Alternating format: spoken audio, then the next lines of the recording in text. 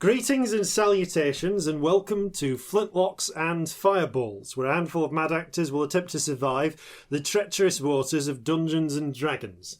I am your host and Dungeon Master, Jason Phelps, and I am joined, as ever, by Robbie, it's Grim Up North, Bellekom. I'm so confused. Sam, it's Grim Down South, Burns. And Ellie, all folk are queer, but thee and me, and even thee's a little queer, Sparrow. only a little. Only a little. Just Only a little. Yeah. Brilliant.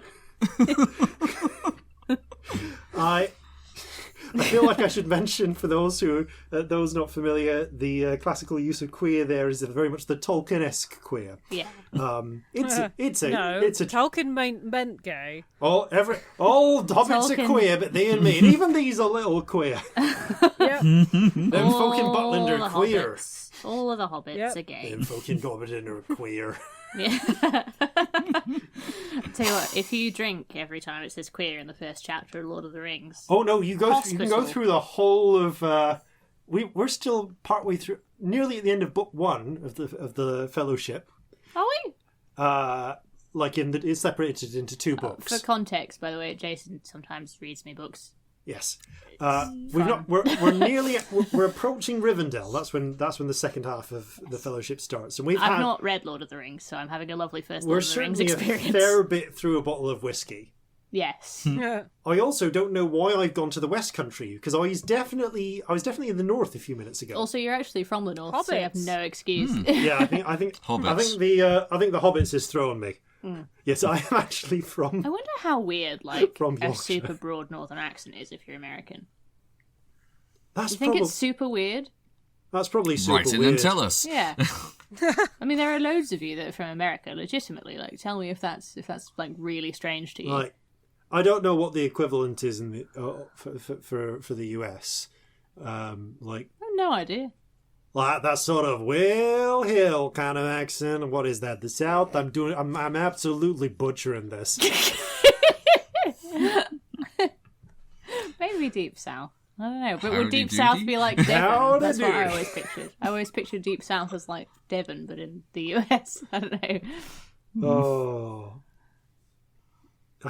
I can't picture it in my throat. I can't do You it. can't picture it in your throat. I can't. He I can't picture it in his throat. Yeah. Stowaways.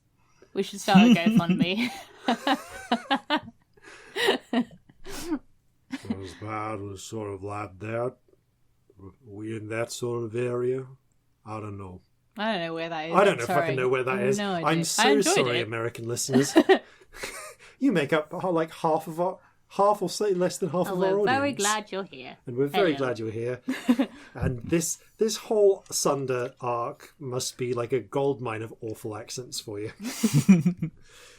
Speaking of gold mines, it's time for us to ransack the treasury of time and demand, future us, what messages from the present. Well, hey there, stranger. I see you too have come to see the grave of the lone wanderer. It was a long time they came into this town. We had a lot of problems then. And they solved it. And you know how? By using the Flintlocks and Fireballs Patreon. Those crew members aboard the Flintlocks Patreon help really solve this town's problems. That lone wanderer found a wealth of extra content and bonus features for patrons, some regular blog posts, extra stories narrated by the cast, artwork, a monthly poll for the community to design an element to go into the game, some sort of vegetable. Well, there's not much left of the lone wanderer, but you can still check out patreon.com/Flintlocks and Fireballs by the link in the description.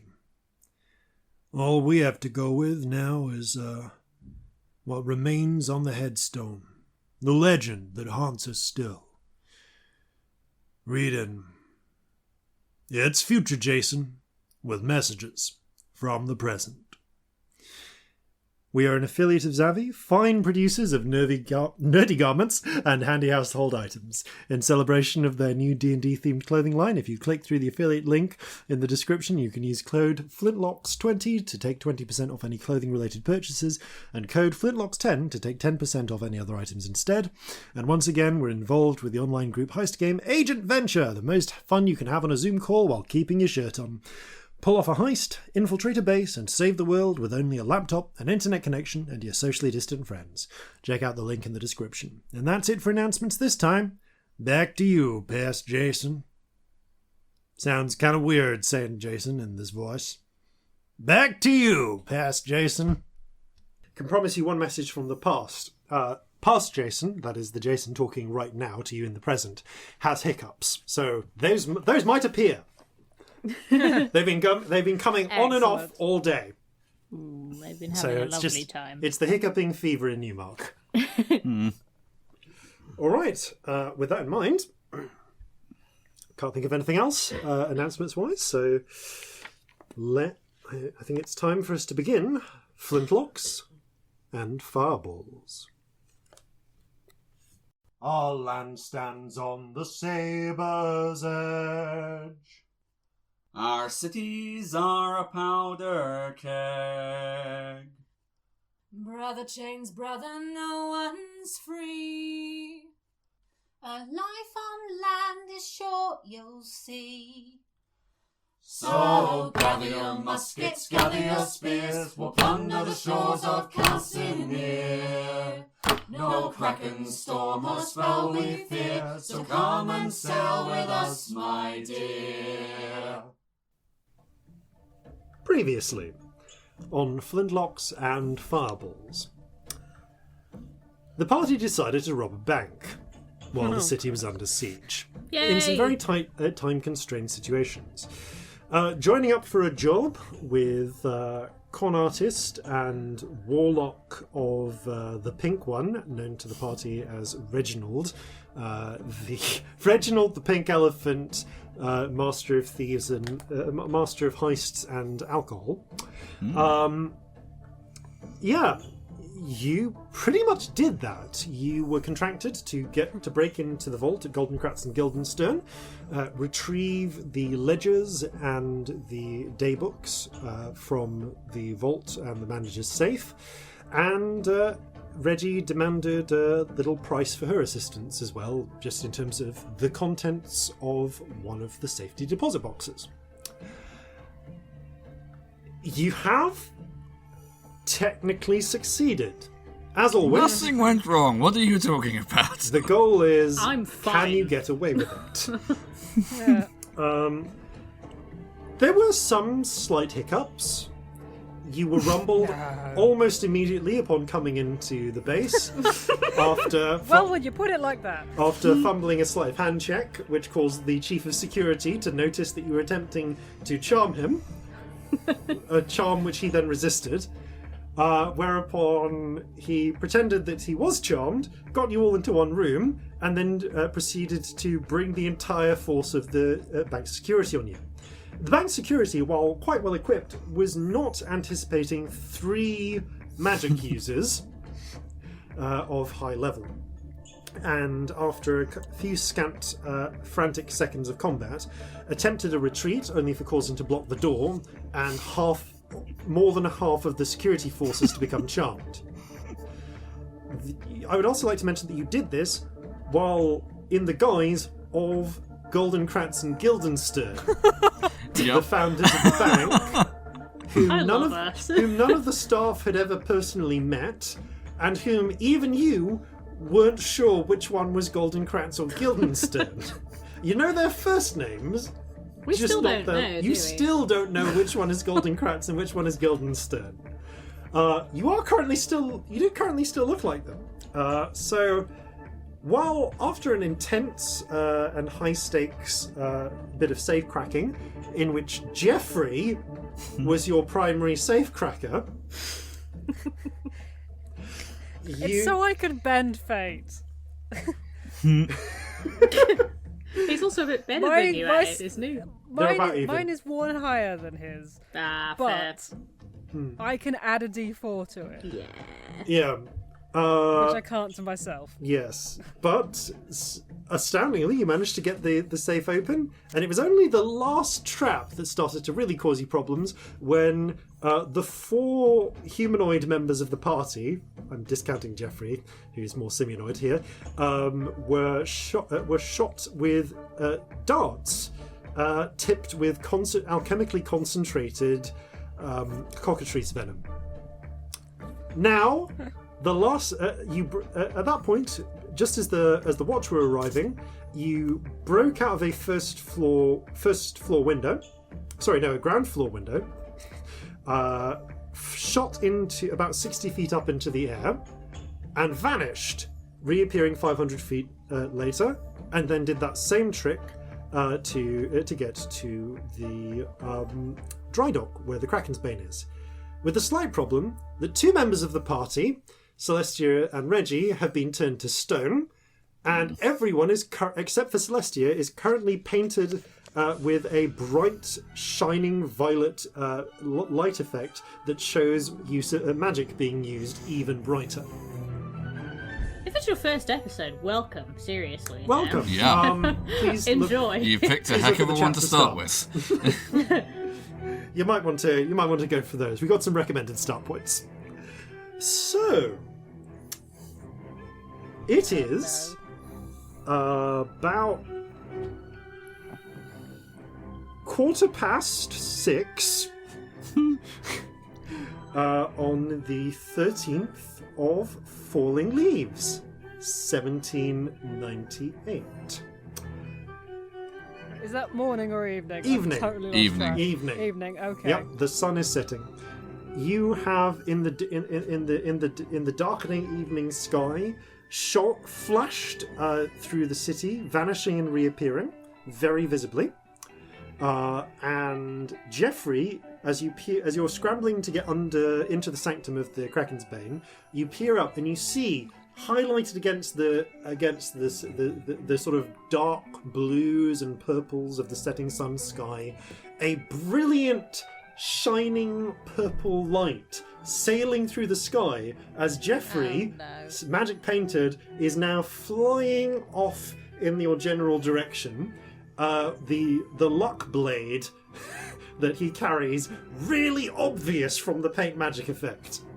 Oh dear. Oh, a shooting star. You don't have a lot of time to think about, though, because you need to get into Sanctum, which you do, and scramble into the. I mean, actually, do you want to go into the stateroom that's got open windows, or are you just going to go straight down below decks and just somewhere without light?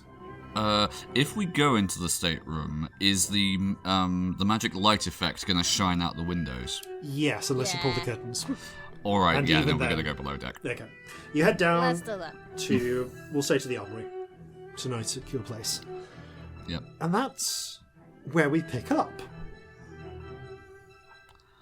So, Scamp, you have 2 statues sticking out of your pockets, sticking out of your beds. Okay, we need to get those out carefully. Yep.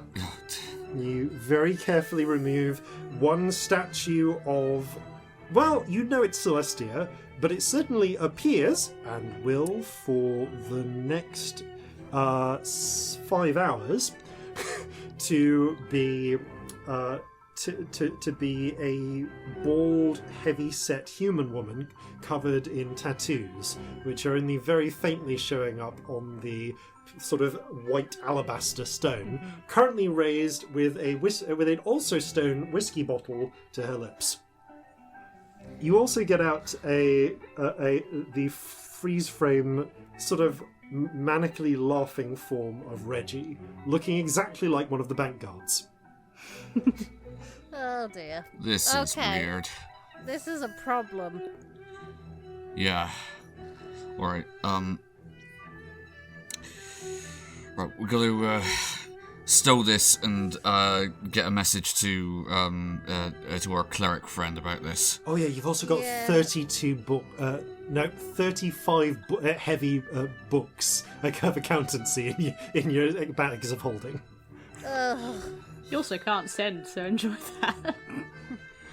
I would like everyone to picture for these few scenes just comical, like, silent shots of the Celestia statue in the ridiculous pose, just in between them talking, just not saying.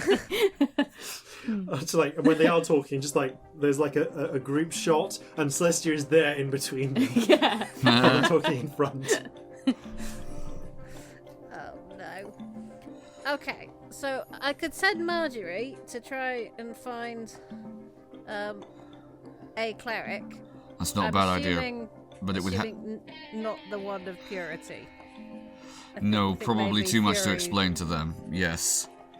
I can see the disapproving expression, and Yeah. I don't want to see it close up. Yeah, I get that. If So we I can, think, yeah, we might be better off getting a message to the other one.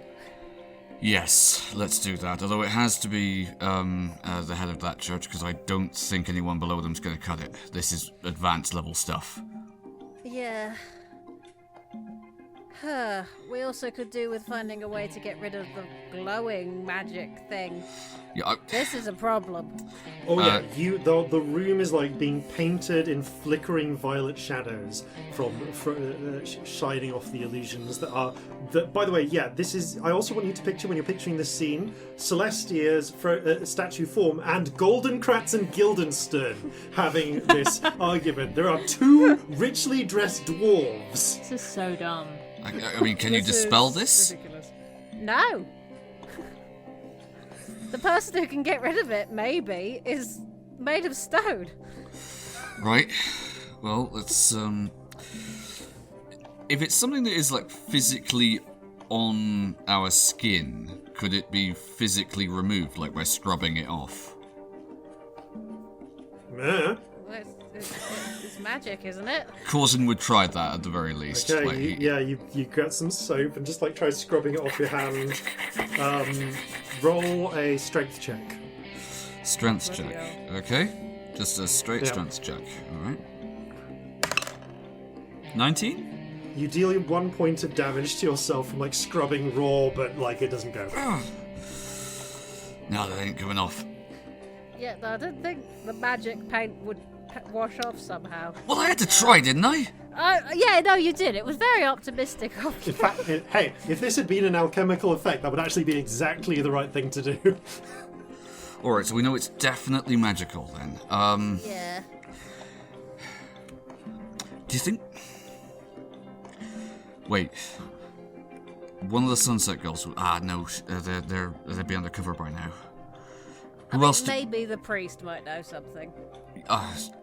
For a fact, although it would have to be somebody else who has experience with arcane things like this.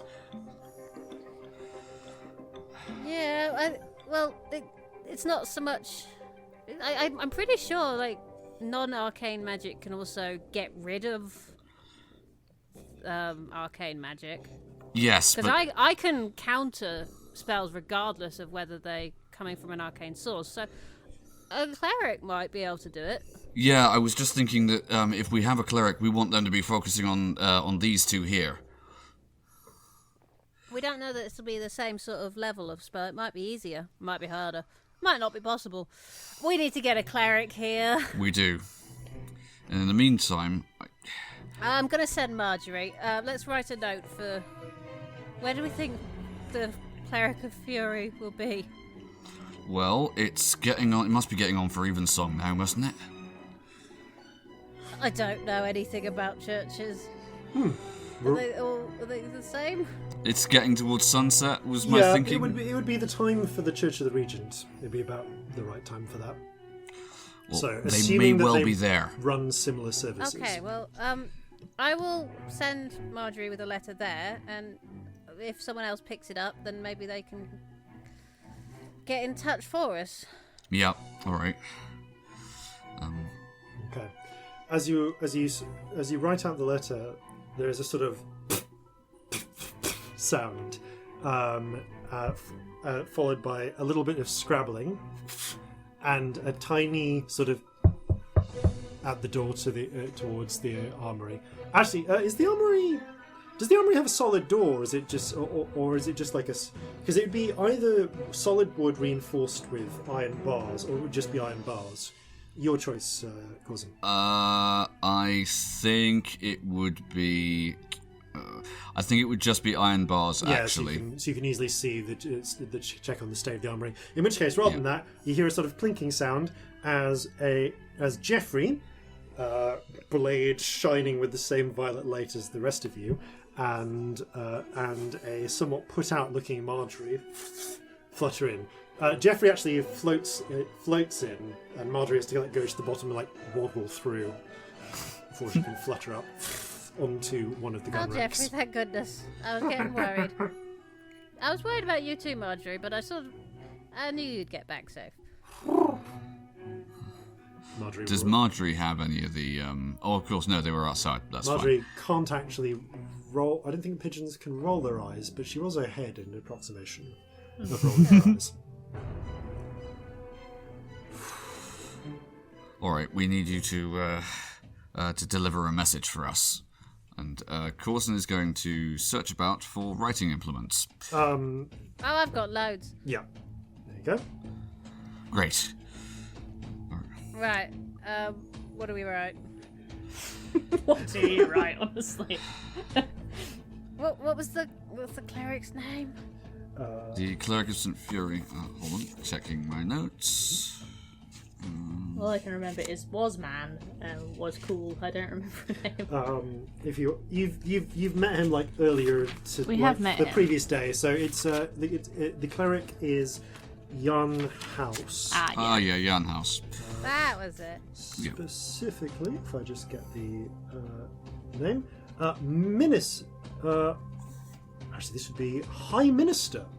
Jan High House is his Minister actual Jan House. name, although he usually goes by Minister Jan House. Dear Minister House. Jan House, which was better. At this point, you're probably on first name basis with him, so you can call him Jan if you want. Yeah. Jan, we made a mess. No. Well, we could do with some guidance. Urgently aboard the Kraken, Spain. Yes. Please come as soon as you can. Utmost secrecy. I don't know how to put a code in that'll not be giving away the code for the day. What if someone intercepts it? That'd be alright. Or it won't. Let's give it a go and see what happens. That's a good point. Every time you corrected your sentence at the start, I pictured that you'd written it down and crossed And it then out. crossed it out. I'm Yeah. imagining that too. Yep. Perfect. This paper is just full of crossings out. That's a good point. You would, at the start of the day, have been informed of the day's passwords. What's his face?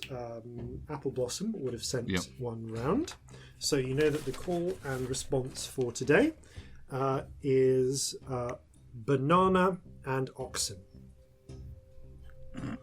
Oh, we could write banana in it. Yep. We could do the first half, and then when he gets here, if he does the second half, we know it's him. Yeah, do that. Banana! Or maybe we should put it in a sentence. I hear the bananas are good at this time of year. And so the oxen. The delivery of bananas has arrived. Pulled by I an hear the oxen banana cart. crop has failed. I'm going to be getting over. Owing to There might be oxen too many manure. bananas now. Too many bananas. Oh, you've been writing I'll cross all at of least one these. out. I'm going to cross all this out and start again. Dear ya. Time's of the essence here, Scamp. Oh, yeah. Maybe you should write. Right, alright. High Minister Jan House, we require some urgent spiritual guidance aboard the Kraken Spain. Utmost secrecy required. Sorry, out of character clarification. Yep. It's banana that he needs to know. Yep. Yes. Right, okay. No, I was just saying it. Sorry. The bananas are not doing well this year. but we will give you the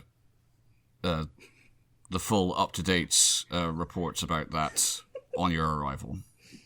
Okay. Ooh. Marjorie takes the little rolled up note in her beak.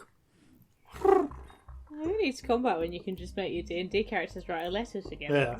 Yeah. It's more crossings out than not. And flutter and waddles through the door, flutters up and away. A tense 15 minutes passes. Well, we should do some stuff while that's happening, because we should, I should get the land deed off Jeffrey. Yep. Oh, let's actually have a look at this, first of all. Jeffrey is a little reluctant to part with his treasures. There'll be bananas later. Yeah. Corzin's promised. Yep. As many as you can eat. Oh, don't say that. He'll be sick everywhere. You are in the right place to get bananas, so there are actually bananas available. Good lord, I might have had my first banana here. How exciting. And Corzin will know about this. Yeah. Okay, so... Alright. So, you get out the land deed and unroll it. It takes a few minutes to pass the legalese that is written, but it essentially attests to the ownership of... Not gonna lie, I'm not entirely sure what the appropriate acreage would be, but a number of square miles of arable land outside of Newmark. Apparently coming with a small estate. And that's how the campaign ends. We settle down and become farmers. Aww. Wholesome. Corzin in a rocking chair going, "It's good to have land." I mean, we don't that legitimately. We might come to that in the end of this campaign. Eye of the dead kraken on his mantelpiece. Oh god. Yeah, I guess roll an intelligence check. Corzin, Scamp. I don't know how you would have a chance to know about value of land prices. 19. Ooh. Okay, this is from the position of where it is. This is land that was, originally quite. You were able to work out where it is. It's actually land on the riverbank, which is kind of in that prime position where, although it's currently maybe fallow, currently maybe being used for farming, would be prime real estate to expand into for housing. So, in terms of its actual value, just a combination of the width of it, you'd need to get a look at whatever villa is described as being on the estate. This could be worth over 1,000 crowns. All right, this could be pretty swanky, actually, if it is what it says it is. Huh. We'd have to see it, but definitely worth holding on to this. Excellent. Whoever eventually gets hold of this will probably need to spend some money on a good series of lawyers to defeat any claims by the actual owner. Well, is there I was going to say, is there an indication of who the current owner of it is? Ooh, I want you to roll a d20. D20, okay. Natural one, but lucky? Okay. Okay, that's an 11. I mean, this isn't exactly a luck check. It's more just I wanted to know who it was. Okay, so it belongs to the Stump family. Oh, the Stump family, okay. So the same one that the governor is part of. It's like you think, like it's, according to the signature at the bottom, it doesn't appear to be Esther themselves, Esther herself, but yeah, maybe an extended family member. It's hard to, but yeah, the name Stump is in there. Oh dear. This might be a problem, but it's a problem for later. Yeah, honestly, it's it's not anyone we currently know, so we can't really spend too much time worrying about it now. But this is important, useful stuff. Okay. All right. Yeah. I don't think this is going to be up Reggie's street. I think Reggie will probably like the monkeys more. Jeffrey is in fact sort of taking out and examining the beautiful silver monkeys with their jeweled eyes. Oh, yes, well, if Reggie wants this as part of their cut, then I don't have any objection personally. It's very valuable, but the only use it is to us really is to sell. Yeah. So, after you, is there anything else you want to do in the 15 minutes before something happens? I would actually, yeah, I would send for Vig or whoever is on watch. Okay. How? We can't talk to anyone. That's the point. We still look like. Yeah, and we're glowing. We can't go anywhere. All right, can't. I can send speak. Jeffrey, but Jeffrey is also glowing, so that's a problem.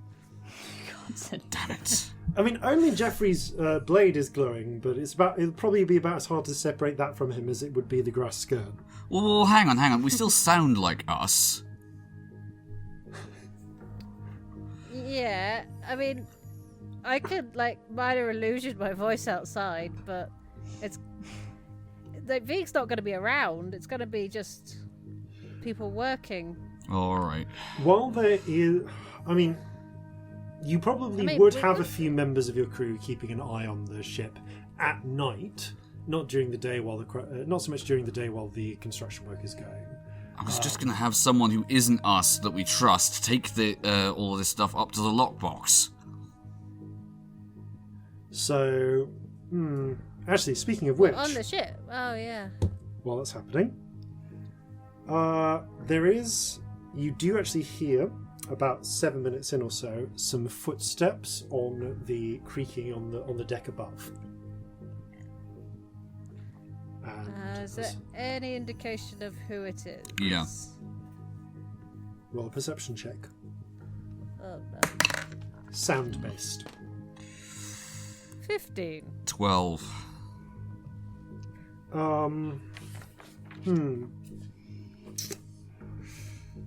Probably this would be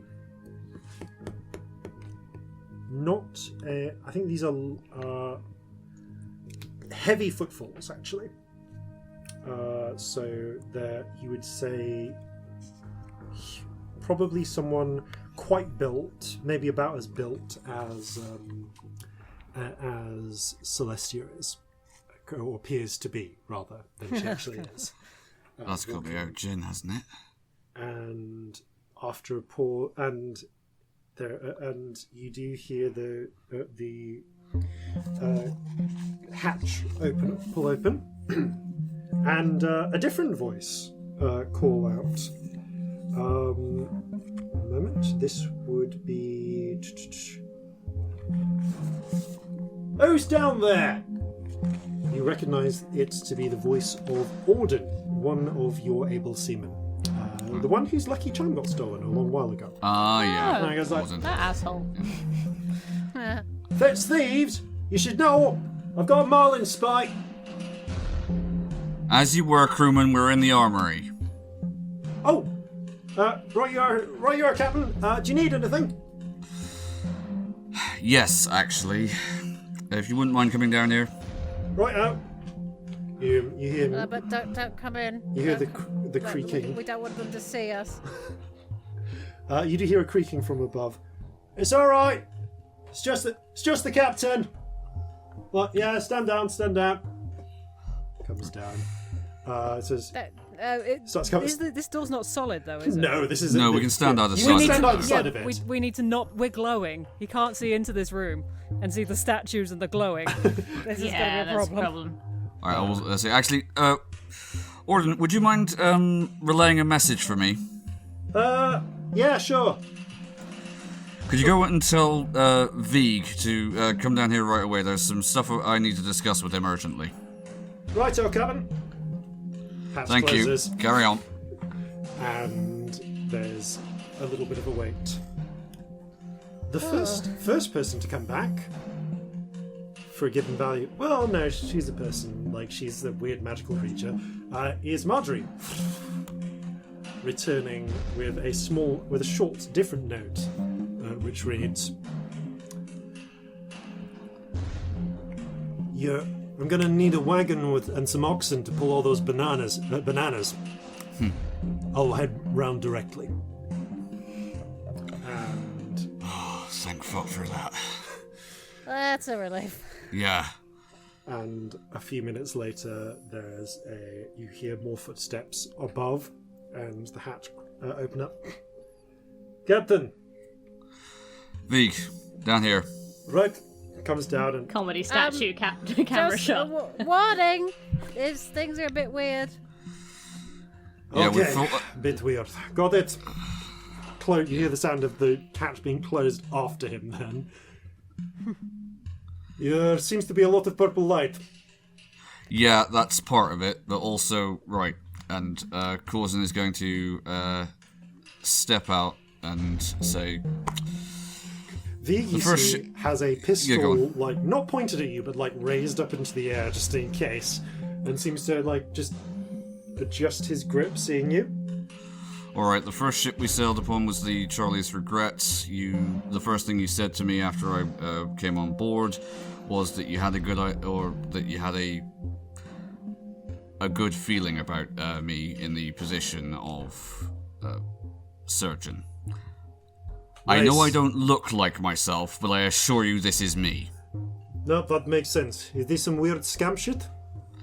No. Actually, no, for once. No, this is a combination of things, actually. But right here, right now, what we need you to do is we need you to take this up to the lockbox in my stateroom and ensure that it's secured there safely. Sure thing. Who are the statues? That's Celestia there. We've got someone on their way to try and undo this, but it's a powerful alchemical reaction. Right. Got to say, Celestia's clearly been hitting the weights.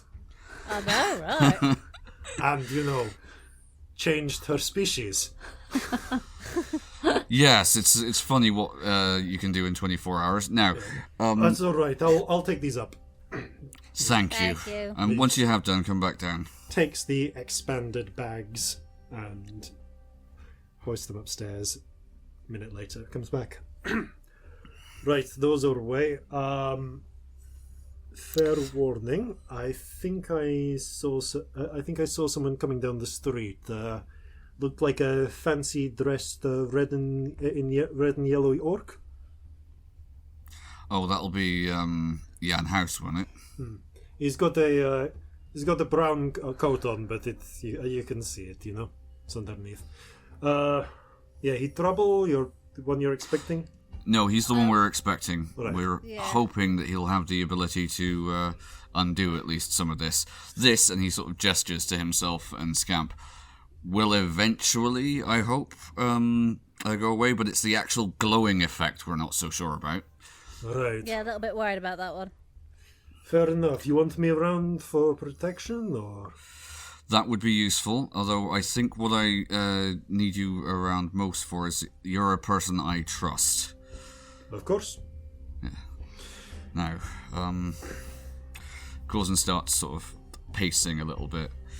All right, I'll go escort our guest down then. Yeah, can you have a little look around and see if he's been followed? If he's, that obvious, we need to be a little bit careful. Also, once he's down here, if you can go up to the deck and keep a lookout for us, we didn't leave quietly, is all I'll say. Righto. He gives you a nod and heads up. Thank you. A few minutes later, about a minute or so later, you hear more footsteps from above. A pair this time. The hatch open. I forgot to check. Vig wasn't. We proved we were us, but we didn't poke his face. Alright, we'll have to do that when he comes back down again then. Better late than never. You hear the creaking come, and the hatch open up. Today's been a mixed bag, hasn't it? You see a familiar face descend.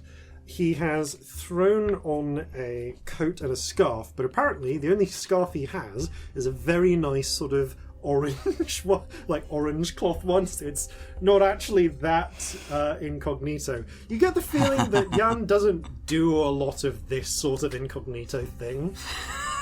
So like the nondescript cloak, yes. Eye-catching accessories, not so yes. Very fashionable, I'm sure. Now, thank you for coming. Hey, not a problem, mate. Oh, wow. Yeah, no, it got complicated. Yeah. Yeah. You had some questions about bananas? Yes. The entire day's gone bananas. The oxen took care of that. That's all right then. Oh, well, this.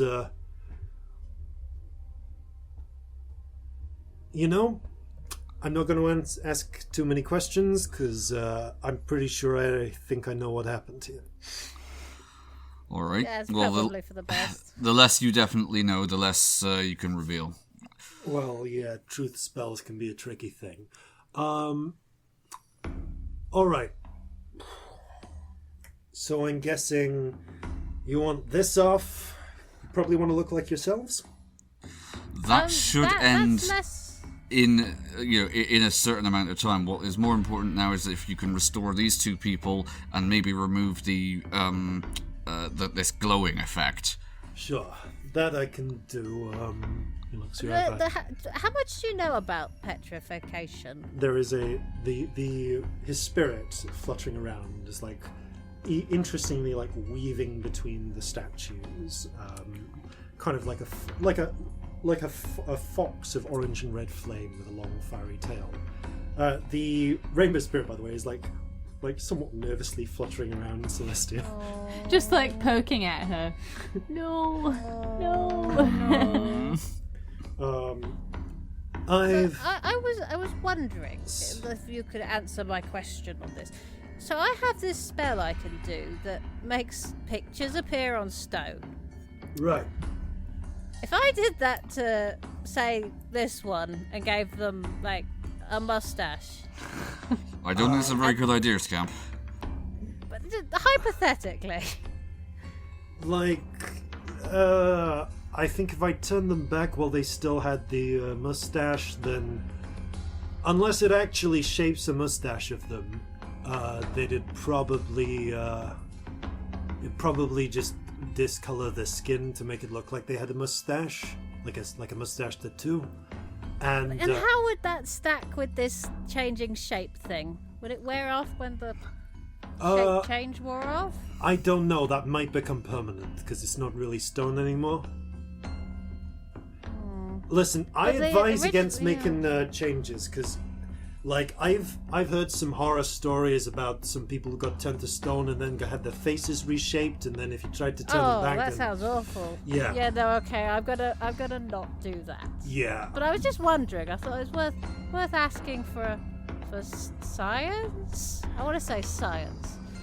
Listen, if you're looking to prank your friend, change the clothes. They'll turn back this with whatever patterns you put on, but you won't risk permanently scarring them. Yeah, but these weren't their real clothes, so I'm not sure how that would turn out. I might misjudge it and end up giving them nice patterned arms. Reaches over and puts a hand on Celestia's shoulder, sees it pass through a bit. Oh yes, definitely stone under there. I can feel the layout of the clothing. Oh, that's weird. It'd probably map onto whatever the actual clothing is underneath. I feel mean. I'm not going to. It's too mean.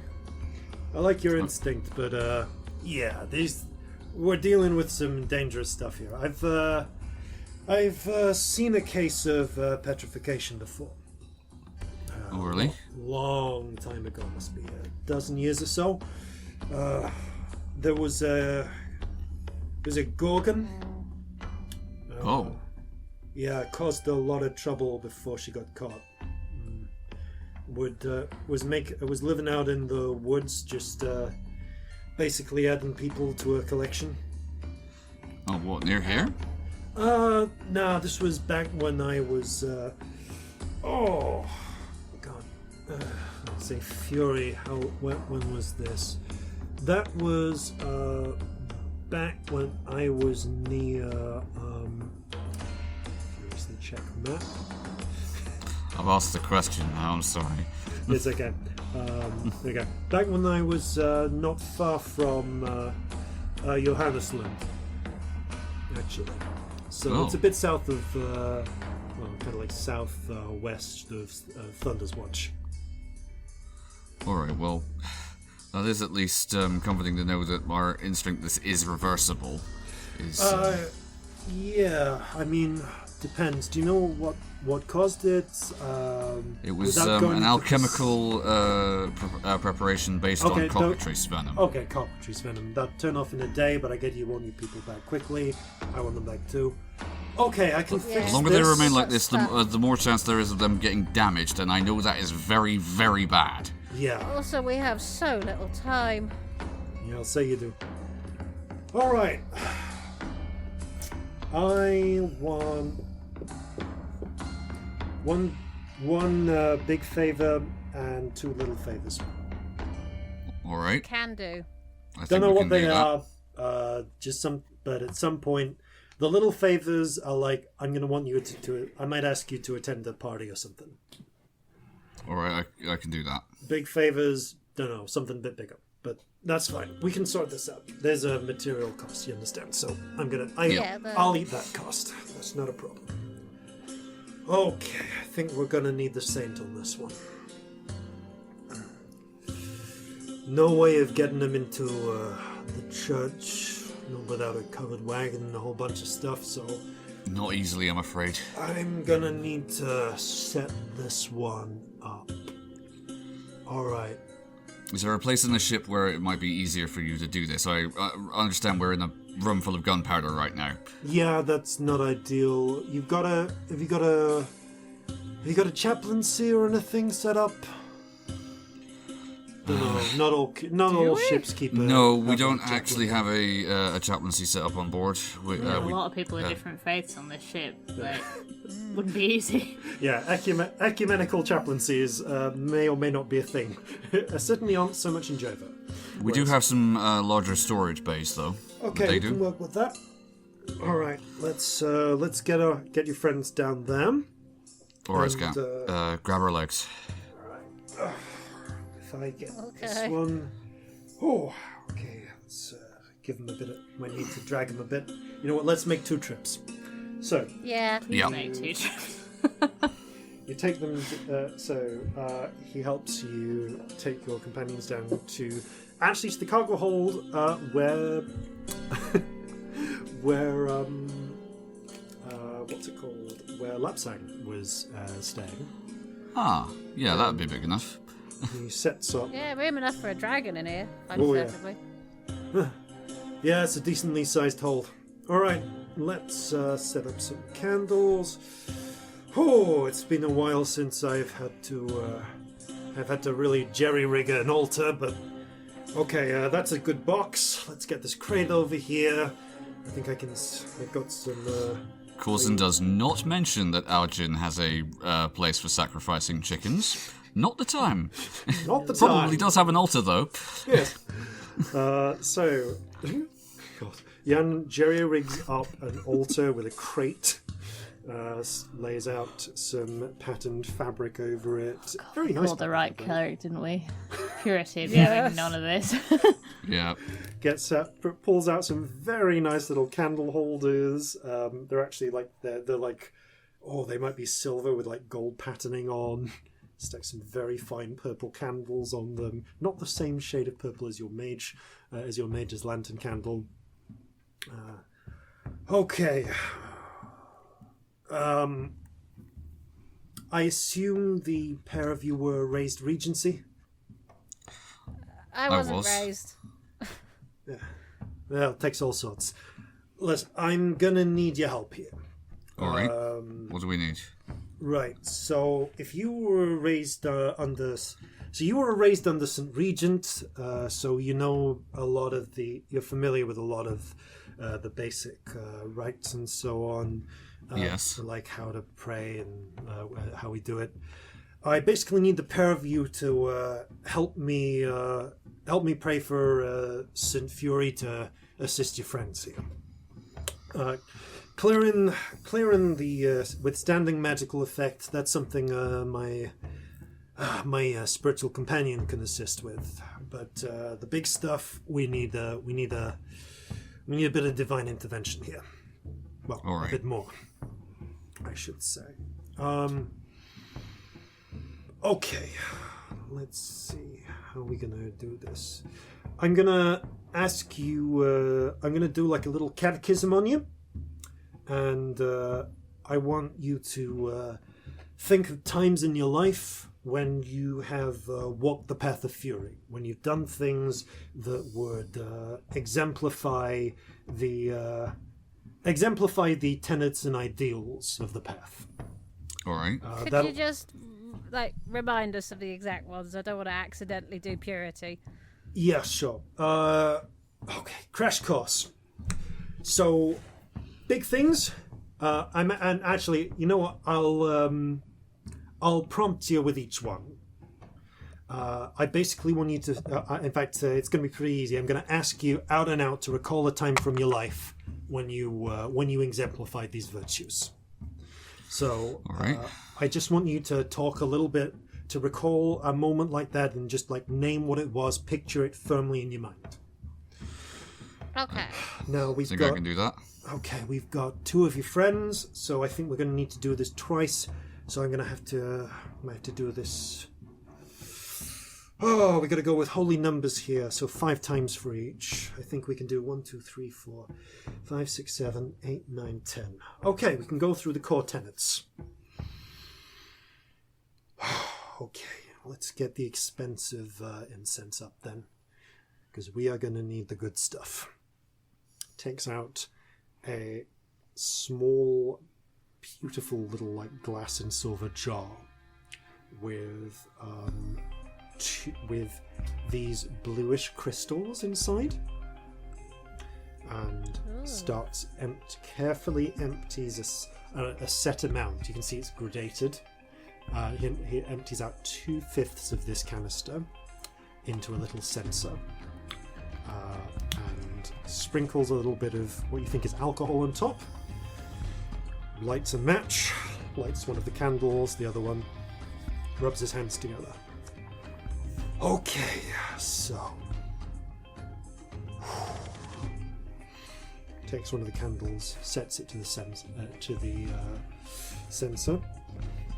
It's a censer rather than a thurible, so it's not a swinging one. It just sits on the altar, and closes it over. Is that the thing with the? The thurible is the censer on 3 chains. Ah. Where you swing it as you walk. I did not go to church as a kid. No, it's a weird I've distinction. heard of both, but genuinely didn't know a the censer difference. is just like a little pot with some holes in. This one being beautifully crafted silver. For diffusing incense or as a makeshift bludgeoning weapon. Yes. I don't judge. But you do blood. The power of the region compels you.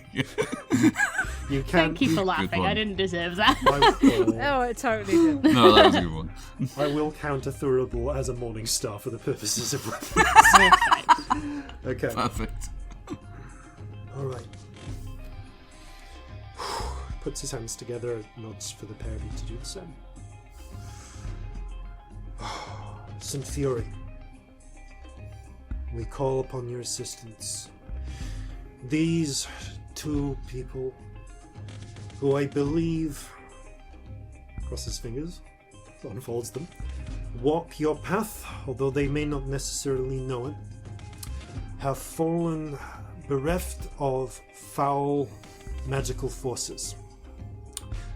While trying to walk the path of self-determination, of achieving the best that they can be, they have gone into some dark places, and they need your spirit to help pull them back into the light. I ask your aid in cleansing the marks upon these companions of theirs, and you for their aid in calling you to this. Looks around, Wince's little holy place, Whoops. so that your essence may be felt amongst them. Now, he looks to the pair of you. I'm going to call you out to the pair of you. Speak up if you can think of a moment, either of you, that fits this. I'd like you to fix a time in your life when you decided what you wanted most out of life, when you realized what your fate, what your destiny was, and you decided to be the master of it. Whichever of you thinks of it first, speak up first. The day I decided that I had to kill the Kraken. You fix the moment in your mind, you feel that essence around you, and the foxfire spirit begins to swirl and float,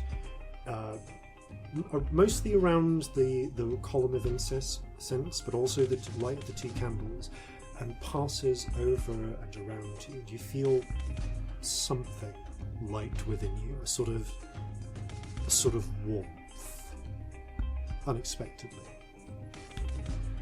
Good. Struggle hardens the will.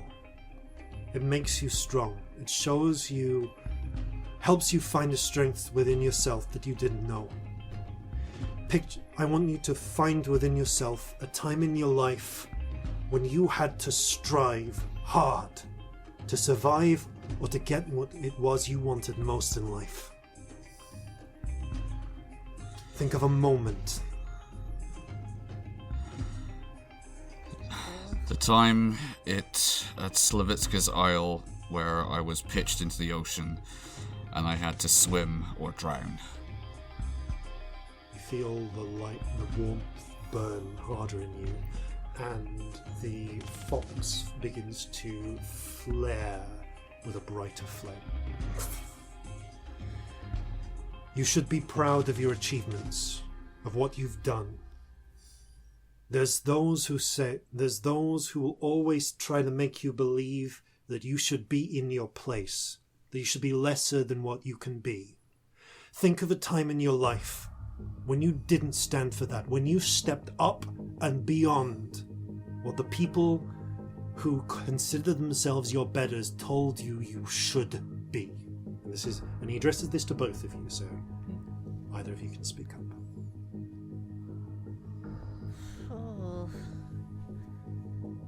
I mean, there was the point where I stopped hiding I was a tiefling. You remember the moment of... Only vaguely. I It's forget there, what happened. but you remember the moment you decided to stop wearing the beard? To stop hiding? It's become scattered amongst the memories, but they're back in Seoul, I believe it was. You feel the moment clarify, become clearer in your mind, and there's a lightness that comes with it, a clarity. The edges of the fox begin to spark with bluer flames. There are many who would take from us what is ours. It is important to defend what is yours against those who would take it from you, to respond to insults in kind. Strike back when you've been struck. Think of a time in your life when you struck back against those who would take from you what is yours. I've got one. The time we went to the Underdark to retrieve Celestia when she was taken from us. Yeah. Candles That goes for both of us.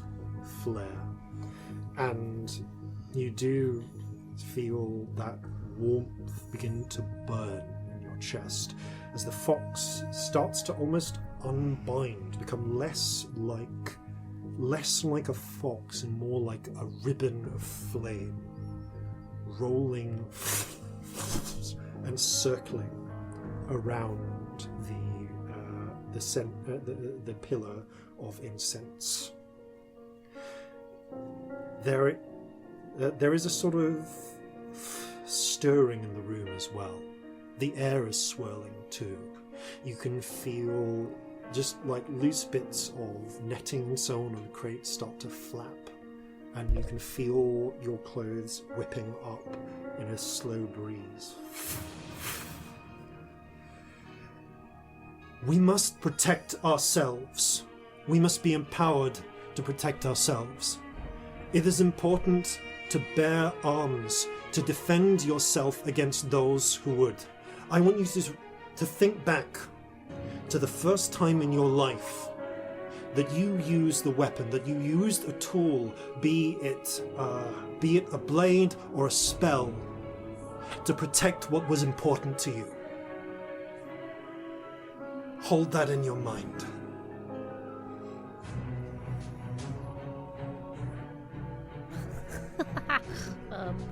Go on. I cast a spell on Celestia when we first met because she tried to take my bottle with my map. I think it was the first time I did it on purpose. You feel the lightness in your chest brighten. There's a levity to it. And Corzin, you look and you see that the edges of Scamp are haloing. There is a light just coming out, just on the silhouette, like the hints of a light that you can't see the source of. Scamp, you can see just above Corzin, the air is slightly mottled like a heat haze. The fox is now just a circular vortex of flame, and Scamp, you can't see the spirit. You can start to see like hints of light flickering over the candles. We owe nothing to those we do not take responsibility for, save where we give our word. Think to a time where you gave your word, and everything demanded you broke it, but you kept by what you said, what you stood for.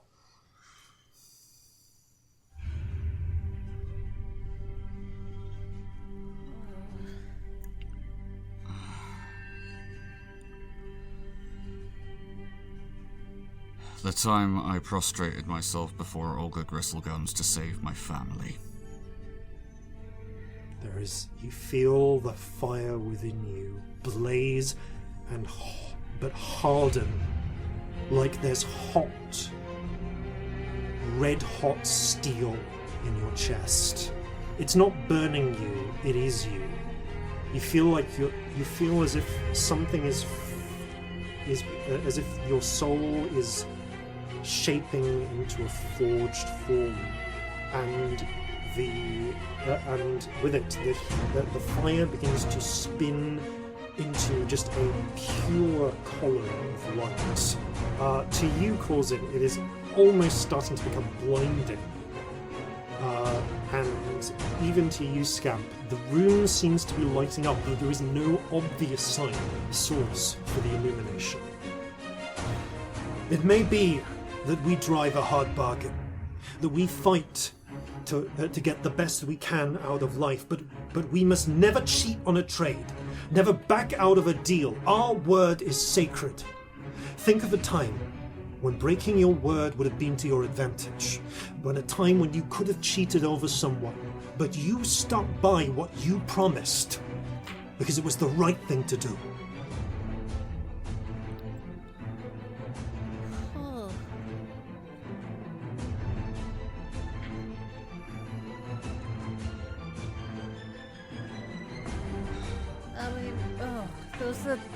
We said no more hag deals, and we nearly did it, but it was the right thing to do to not. You feel we didn't do it. Even though it would have been easier. As you say this, you feel a certainty to you, an assurance from within and maybe without that what you did was the right thing. And that halo around Scamp shines more brightly. They are now clearly lit, as if they're standing in front of almost like a floodlight or something. And the light is peeling off and swirling around the room. Understand that we care. Understand that you only owe what you promised. There are times when people have bargained poorly, when they have lost out from what they gave their word to.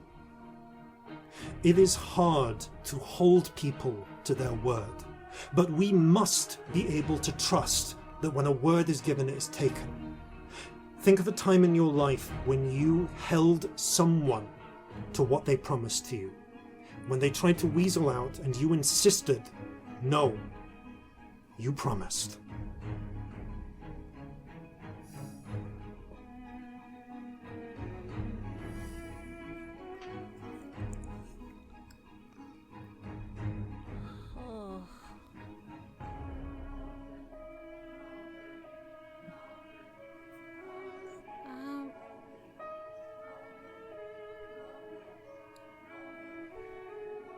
Did we do anything like that in the court? I feel like when In we Seoul. were negotiating that treaty, they were doing all sorts of wheedling. Yes, actually. But I'm not sure they ever gave their word. In Vondion, there was that aristocrat who was trying to weasel out of the deal for himself specifically because he knew he would be at a distinct disadvantage because he had broken the law. Oh yeah, he was an arsehole.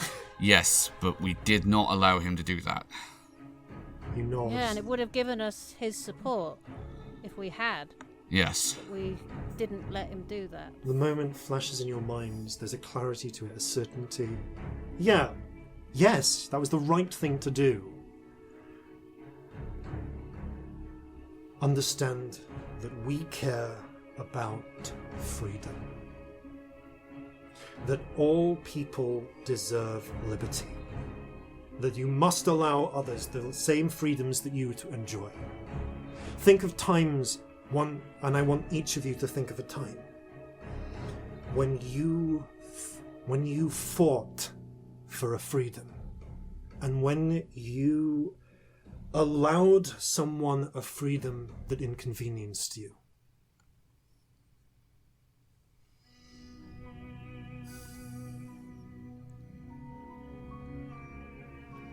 Oh, there was that prisoner just 2 days ago, the masquerade. Yeah. Yeah, that could have inconvenienced us quite severely. We could have gotten more information. There was so much more we could do, but it was wrong to take that information. A time when you let freedom happen, though it was perhaps not to your advantage. Now, Yeah. tell me of a time you fought to free those without it. On the way here, wind has whipped. I mean, we burnt a city down in the Underdark. we And And also that covers it quite well. You we feel- also liberated a number of people from a ship that was transporting them into slavery. These moments solidify in your mind, burning, flaring.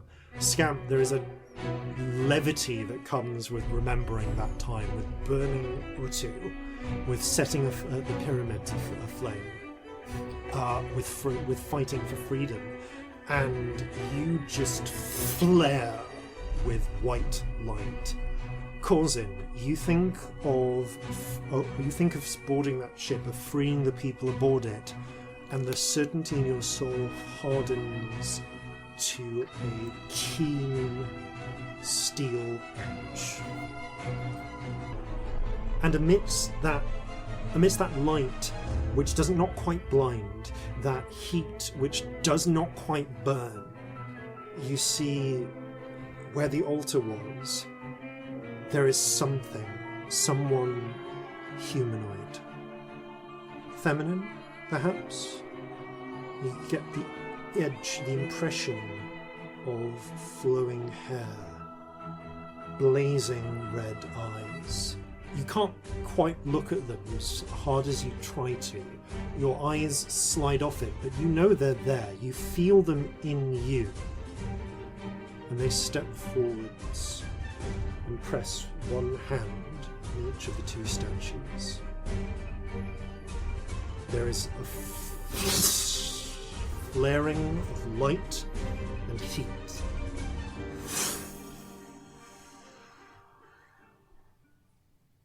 And as it fades, as it passes, you are just in a section of your hold. There are 2 burnt down candles and an empty censer, and a somewhat tired looking cleric with a unsteady looking fox spirit around them. But you look, blink, and you see Corzin, actual Corzin, and Scamp. No sign of the purple vibrancy. Even from Jeffries in the corner, has been watching, like, eyes wide.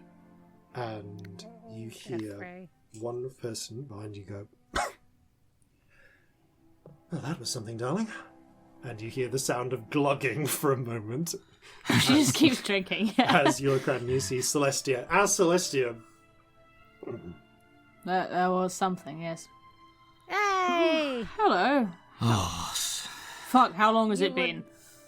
Oh, it's been about 3 weeks. Sorry, You're literally smirking. How long has it actually I been, know. you little bastard? It's been like an hour. Oh, there's maybe this, 2. There's a cleric here. Hello. Hello. Was this you? Yeah, well, it was St. Fury. Sorry, that always takes a bit out of me. Let's get you some Thank you. refreshments. It's the least we can do. Yeah, have some whiskey. Go for it. Here you Thank go. you very much.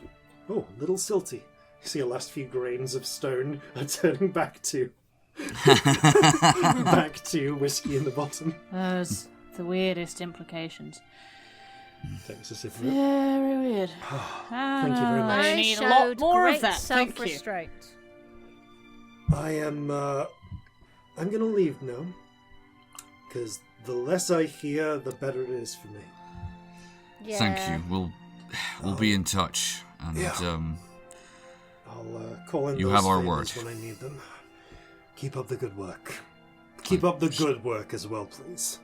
I shake his We're hand. still in the siege. We Shakes promise, and laughs. promise. All right, I'm gonna go get something to eat. He stumbles up with a little foxfire spirit. I point out where the galley is to him. Oh, thank you. Helps himself to some of your stores before he goes. Sit on the floor, drink more whiskey. That is entirely valid. How you doing, Reggie cricks her neck. both of you? Yes. That's a lot.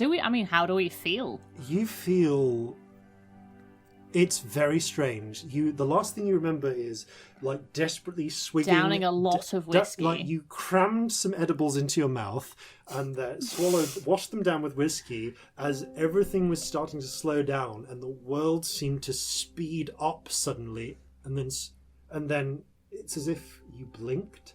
There's no passage of time, and that you just remembers there being a bright light and a roaring heat, and then it passed and you were in the galley of the ship. Bit confused, to be honest. Well, that makes sense. Understandable. We made it out, though, as you can probably tell. Sort of blinked and I was here.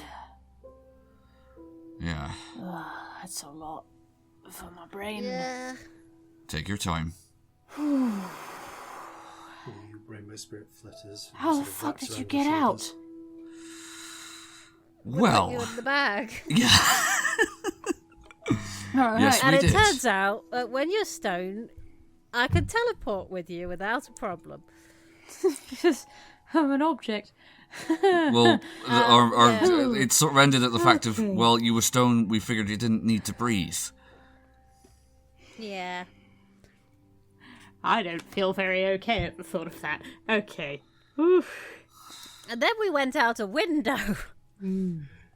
Reggie, who is sitting on the prior to Jan collecting his sensor and so on, altar that is now just a shipping crate again. What does Reggie look like right now? Yeah, I was going to ask that. Oh, Has the seeming dropped, presumably? Reggie, for a moment, each of you except the parents, so Scamp and Celestia, you caught a glimpse of like yellowish skin and dark hair, and then a cheerful-looking human woman with bright pink hair sat back in some comfy clothes. Corzin, you can see in every direction. Just for an instant, you caught sight of a tired-looking hobgoblin woman with somewhat disheveled-looking black hair, red eyes, amberish skin,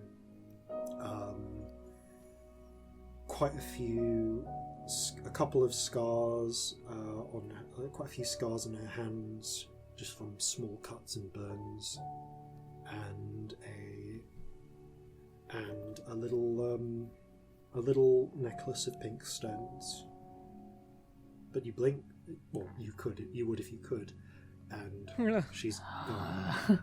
Horrid. Just So in a moment, someone else. Reggie, darling, do you want a drink? She holds up the hip flask. I mean, darling, I wouldn't say no to more. Oh, great. Thank you. Fills up a little bit from the whiskey bottle. Takes more of a sip herself. Ooh. Well, that was a lot. Yeah. Not going to lie, really thought that was it for a moment there. Yeah, me too. Very strong me too. No, Yes. we'd Sort the card always in. get you back.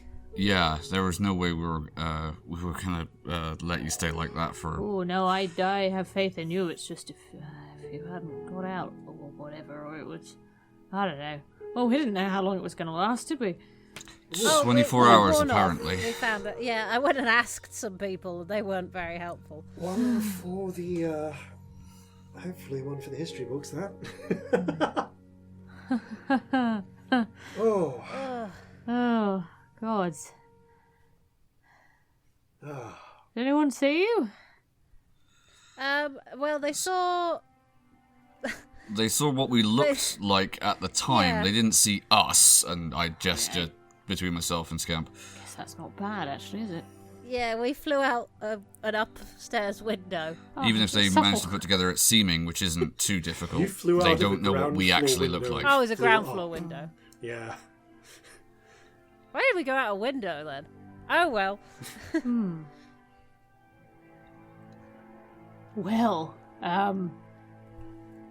many people saw that, but I suppose, So many people. yeah, I mean, let's hope for horrendous rumours about golden crats and Guildenstern rather than anything else.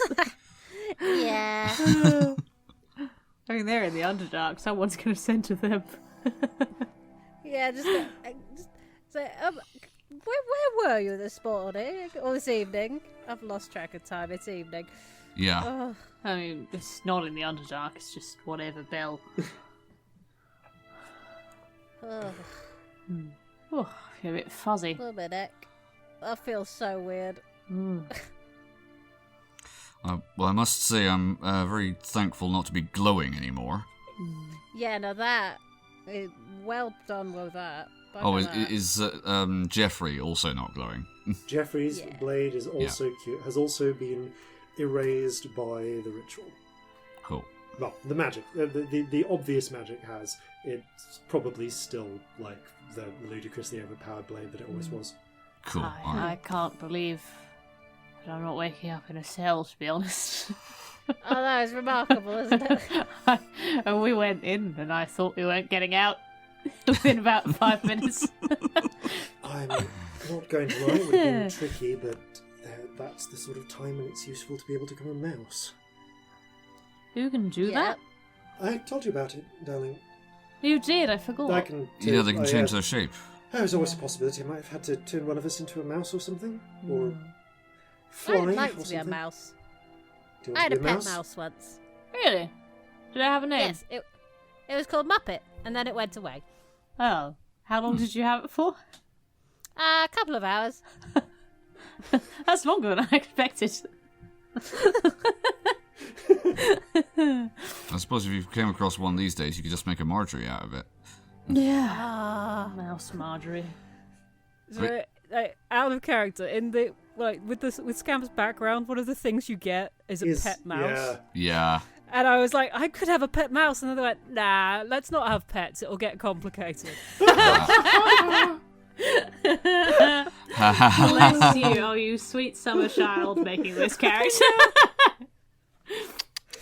That's so good. no. That's a great fun fact. Oh. But I do have a little mouse here called Muppet Oh. that Ellie sent to me. Oh, did you name it Aw. Muppet? Oh, I did. Amazing. Oh, whoa. Yeah, I sent them a mouse as well, but not a real mouse. It's A little mouse in a matchbox. Yes. Fancy. Unlike your two actual living rats. I believe the matchbox says "Have a nice day," if I recall. Aw. It does. Wow. Ugh. I might have a little stretch. I've been stoned for a while. She gets up and immediately starts swaying. Oh, hello. Oh, substances. Corzin will support Okay. her. Maybe sit down again. Oh yes, you have had most of that bottle, darling. Oh, I just, Oh, just yeah. a bit. Wow, that's hit me There's like a also fucking that. train all of a sudden. Hello. I like. I mean, you ate Ooh. all those things, and then you drank all that alcohol. Oh, I you're was going to be really- high as a kite for a couple of hours, but A don't couple worry, of- you're safe at least. I just feel drunk right now. I don't think they're doing anything. Give it time. It doesn't kick in immediately. Oh, good. We're gonna have a fun time in a little while, aren't I? I'm really drunk. Shit. Whoops. Well, it's a good thing we've got no plans for tonight. It's the first time I've got drunk for a sensible reason. I was trying to do the Corzin trick and just slow my fucking heart rate down because I was having a fucking panic attack. No, Being all that's stony. that's entirely sensible considering the situation we were in. Yes. Maybe not a bad idea, all said and done. It was a pretty statue. You, Yes, although an you didn't look adorable like statue. you, if you follow me. You looked like what you looked like at the time, Oh, it was which a was well-hot statue then. yeah. And I did not cast I mold assume earth so. on you. You have not got any new tattoos. Oh, thank you for your support. Didn't I do well? You did very well, Scamp. We're all very proud of you. I mean, well, if you say so. There's a pause for a moment. Reggie smiles at Celestia, puts her hand behind her back. Corzin, you see. Just roll a sleight of hand check. Actually, even Celestia, you see her moving her hand behind her back. What are you doing? Why are you touching me? What is it? It's not behind. It's like her own back. So she's standing away from you. But the pair of you do see a mustache sprout under Celestia's lip, like a curly one. What are you doing with your hand? What is it? Just Why are you all looking at envisioning me like what that? could be. What is it? Can I do a minor illusion to add some glasses? What? Yeah, you minor illusion on minor illusion. Boop, boop. Yeah, I've got a sleight of hand as well to try. Okay.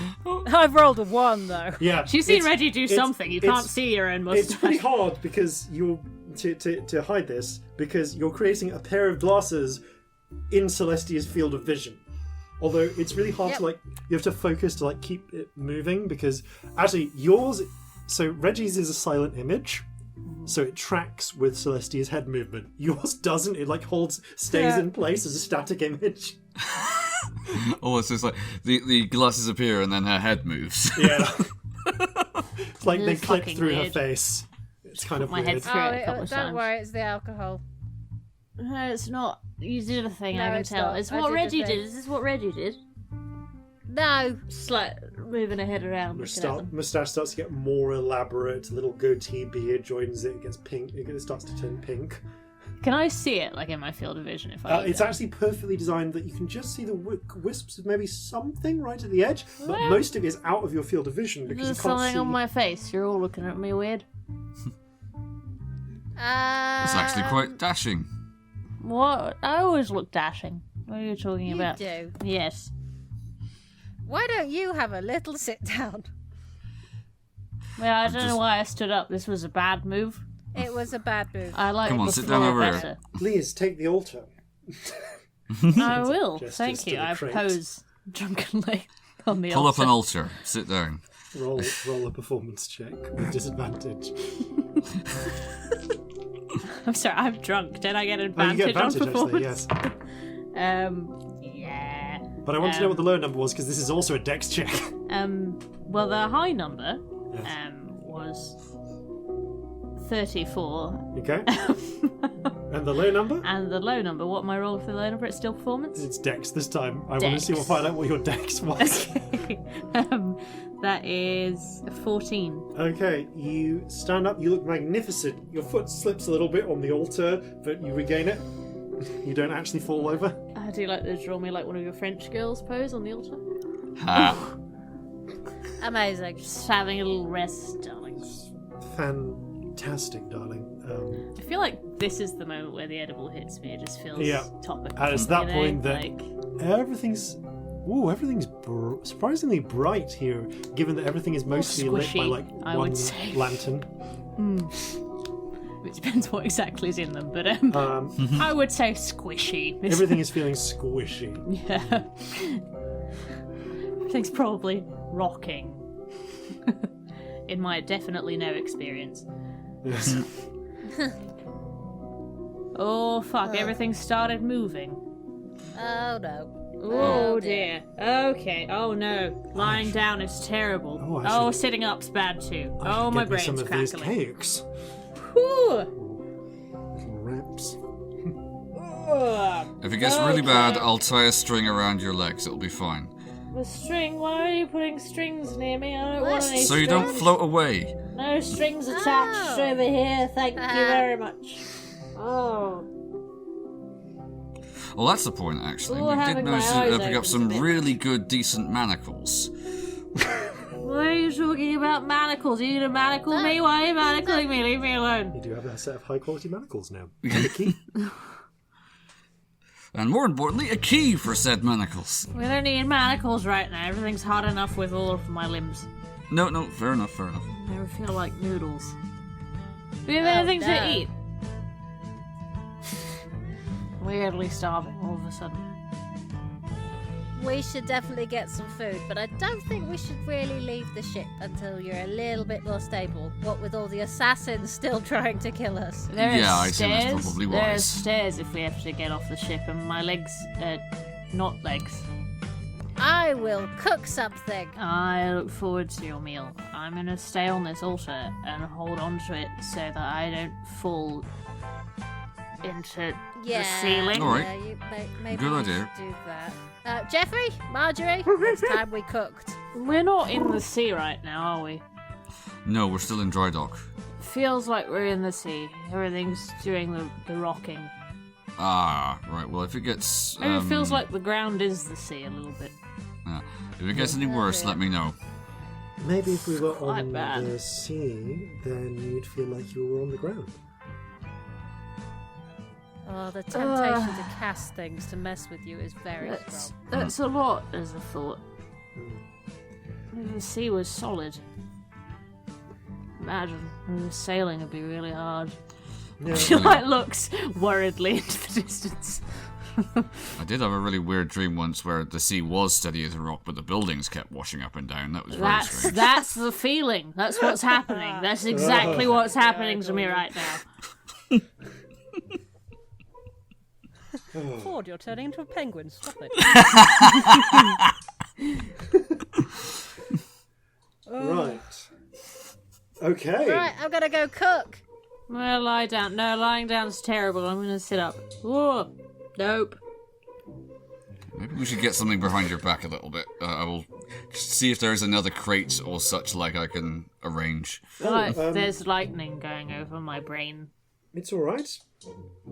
Reggie gestures with like a little hint of pink spirit. You can always lie down on the chaise longue. There's a chaise longue next to you now. Lie on the chaise longue, obviously. You immediately fall through it and fall like a foot and a half. I sit on the floor, probably in the middle of the chaise longue illusion, with my head sticking out, and look genuinely wounded. And just, why would you do that? Why? Because it was hilarious, darling. Yeah, that was pretty great. Corzin is covering his face, trying not to laugh. Okay. No. Let's help me push some crates together, and I'll make them look like a chaise longue. Oh, that was fun. Which, with Reggie's aid, you do, and you get a very nice looking chaise longue, which definitely feels like a bunch of crates. She alternates at quite regular intervals between lying down and sitting up because both are terrible. Oh dear. What do you Jeffrey and I cook? will go and cook some dinner. What do you want to cook? Whatever we find first. Okay, I would like you to roll me. Let's call it a d20. Actually, no. Before that, keep the d20. Oh no. But first, I want you to roll me. 1, 2, 3, 4. A d4. 4. Okay, and what was the 20 result? 15. Oh, I need you to roll me a wisdom check, please. 9. You seeing all the ingredients that like grabbing ingredients from the shelves. Some of this and a bit of that one. You do your best to try and make a pecan pie. Oh. The short crust is something somewhat wanting. It's pre-made crust that's actually a few days old, a couple of days old. So it's like getting a little gritty. But it was the last thing Belle made before you hit shore. The pecan you put. Honestly, it's hard to put too many pecans in a pecan pie because it's mostly pecan, but you do. But apparently, Belle was able to get this sort of sweet tree syrup that comes from the southern end of Eastern Sunder.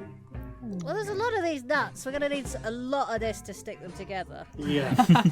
So, just about the time when you're like after about 45 minutes or so, Scamp does return with what is an edible, if aggressively sweet and nutty, pecan pie. A little too heavy on the nutmeg, a little too heavy on the cinnamon. Excellent. What is I that? think Jeffrey might have added something while I wasn't looking, but I'm sure it's fine. Did you shit in the pie? You have to be honest with me if you did. Roll a luck check, Celestia. Oh no. 16. Does Celestia like raisins? No. I think she'd feel that they are grapes past their prime. Any particular berries that Celestia does like? In dried form, because you're on a ship. Dried form. I don't know, she'd like sort of the richer, darker one, maybe like dried cherries or... There are dried cherries in there. Oh, there's cherries. Just What stop. is this? This looks amazing. I have no idea. I love it already. I'm gonna eat a lot of it. Because I'm weirdly starving.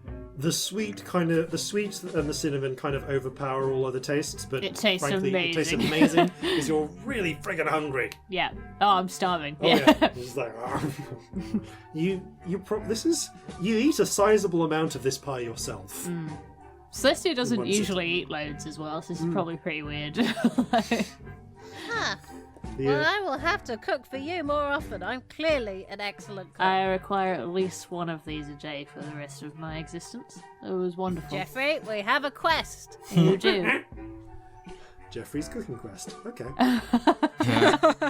I'll add that. I feel like... Please I'll- have Jeffrey attempt to make me a pie every day. I will hand that bonus content over to you, Bobs. Excellent. Oh, Jeffrey's cooking lessons. amazing. Right. Will go as well as the gun lessons, I've no doubt. So, you have a lot of pecan pie. Yeah. Corzin, Yeah? how long am I gonna be high for? I don't like it anymore. Could I do a medical examination to certainly make can an do a medicine educated check. guess? I'm having a medical problem. Help me. Yeah, Roll a alright, medicine hang on. Sorry, what was that? Are you? Medicine. Medicine Yes. check, right. I took it for medical reasons. Natural one, but lucky. I mean, that is true, actually. Okay, that's respectable. That's a 12. You pick a number out of thin air. How long would this last? Like, it's not that long. I don't know with brownies actually. Like, Hours? Yeah, fairly- quite a few hours. Yeah. They're quite long lasting, aren't they? 6 hours, you randomly decide? Best guess, I'd say maybe 6 hours. Are you struggling? Sounds like a long time. I could try and sleep, but my brain's doing lightning. Alright, hang on. And Corzin sort of cracks his knuckles slightly, rubs his hands together, and using his final second level spell slot, casts Lesser Restoration. You, as the ambivalent octopus, just like wraps onto you with its suckers and sucks. I always imagine this feels outwards. terrible. You just feel Yeah. everyththing like pulled All out of your toxins system. leaving the body via any means. Oh yeah, the highness goes, the drunkenness goes, the possibility of a hangover goes, along with a certain amount of your general exhaustion. That felt terrible, but now it feels kind of okay. That's very I strange. was saving that until after the food, just to be on the safe side. Darling, never do that to me. No, I wouldn't presume. I haven't been sober in a long time and I don't intend to start now. Oh, I wouldn't. It's disgusting. Fair enough. Oh, this is a lot more to deal with sober. But thank you. Big high was horrible. Apparently one shouldn't drink and also eat those. That's not a good combination of things. No, it can lead to bad things. Apparently the gin I you think bought it like off the makes them hangover strong. feeling of being stoned probably didn't help. What was that? The hanging over feeling of being stoned probably didn't help with all of the rest. Stone and stoned. Yeah. No. Thank you for the pie. That was delicious. I'm really full. That felt like a good idea to You eat all ate of that so at the much time. pie. And now I feel a bit sick. That's a lot more sugar than I Ate normally eat. all the pie. Me. I ate all the pies. All the pies Oh, for me.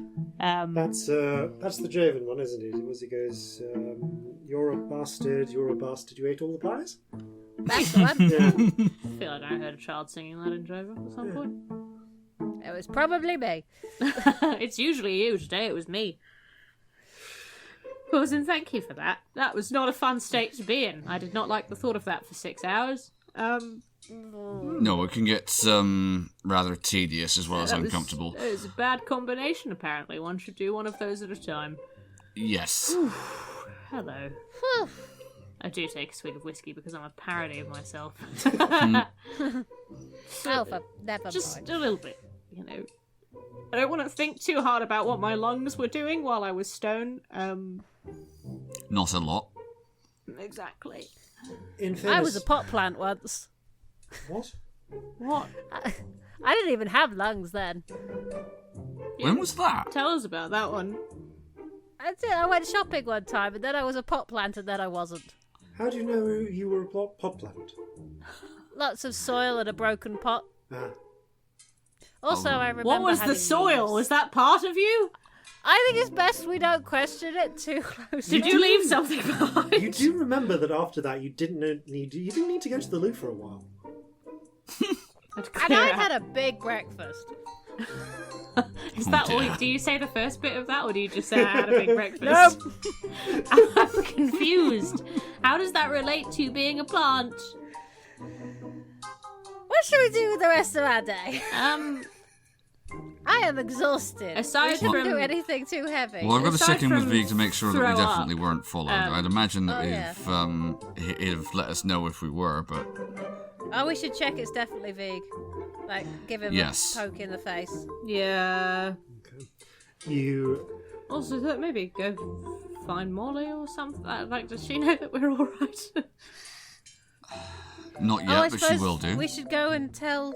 We should do something with these ledgers and tell the person that we done it. So that we That's can get also that whole true. thing moving. Yes, maybe that's what we do with the evening. We actually go and take the things to the places they need to be in. Well, good thing you made me sober for that. That would have been awkward if I was still, I just swing look at the about. bottle. Look at the bottle that you're swiggering from. How much is left in the bottle? Not much. Right. She had a lot. I love how in sync that was.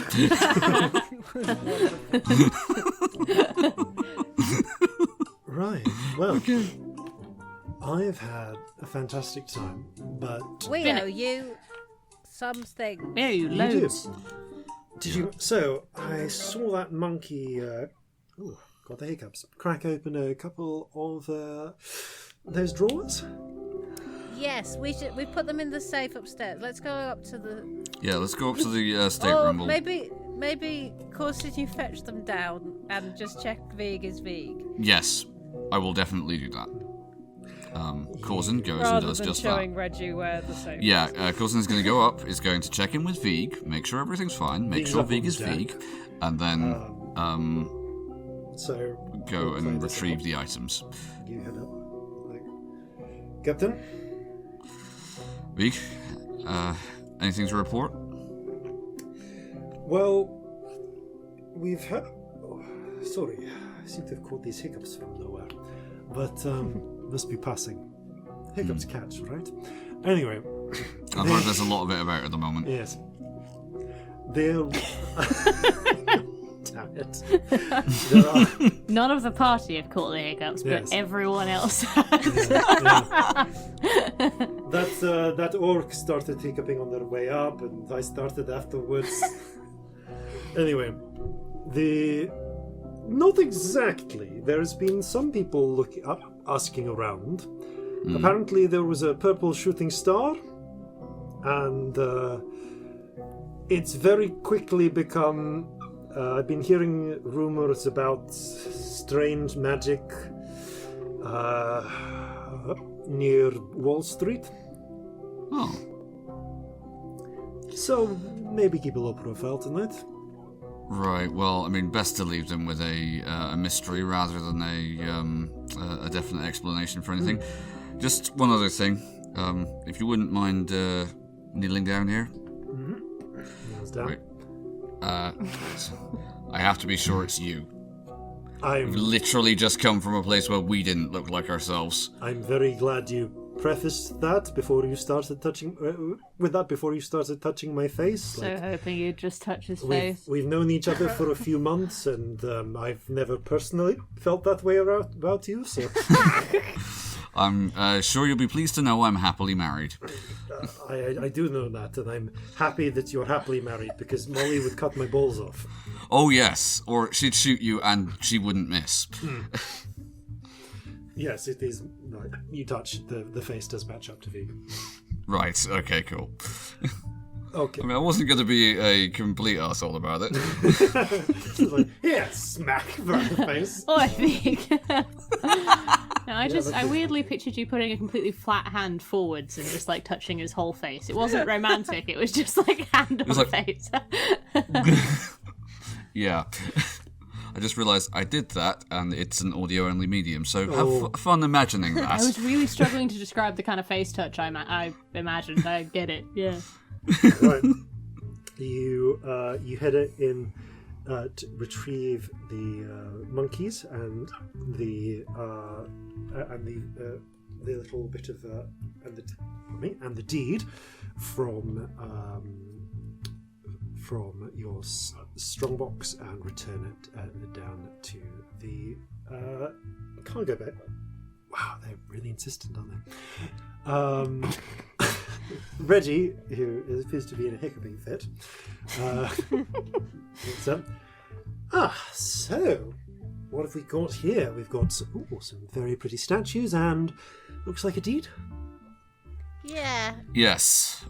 Seems like an estate that is currently in the hands of the Stump family, but I'm sure that wouldn't be too difficult to get around.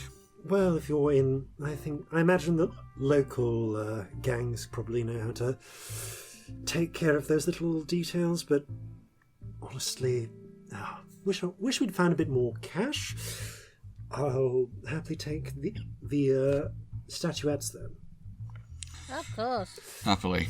Bit of a low payout, but honestly, it was more about about the thrill of it. I mean, you find a good buyer for that, it could be a nice little learner. It'd be worth a little bit. Truthfully, I get more out of the comms, but it's more just the knowledge that they're going to go down to that vault, find all of those ledgers missing, and in their place, I can just imagine them finding that lovely little playing card, little pink elephant on it. And that's just what makes it all worthwhile. I feel like you have the right idea about heists. Yeah. You make them sound so fun. It's all about the legend of it, you know?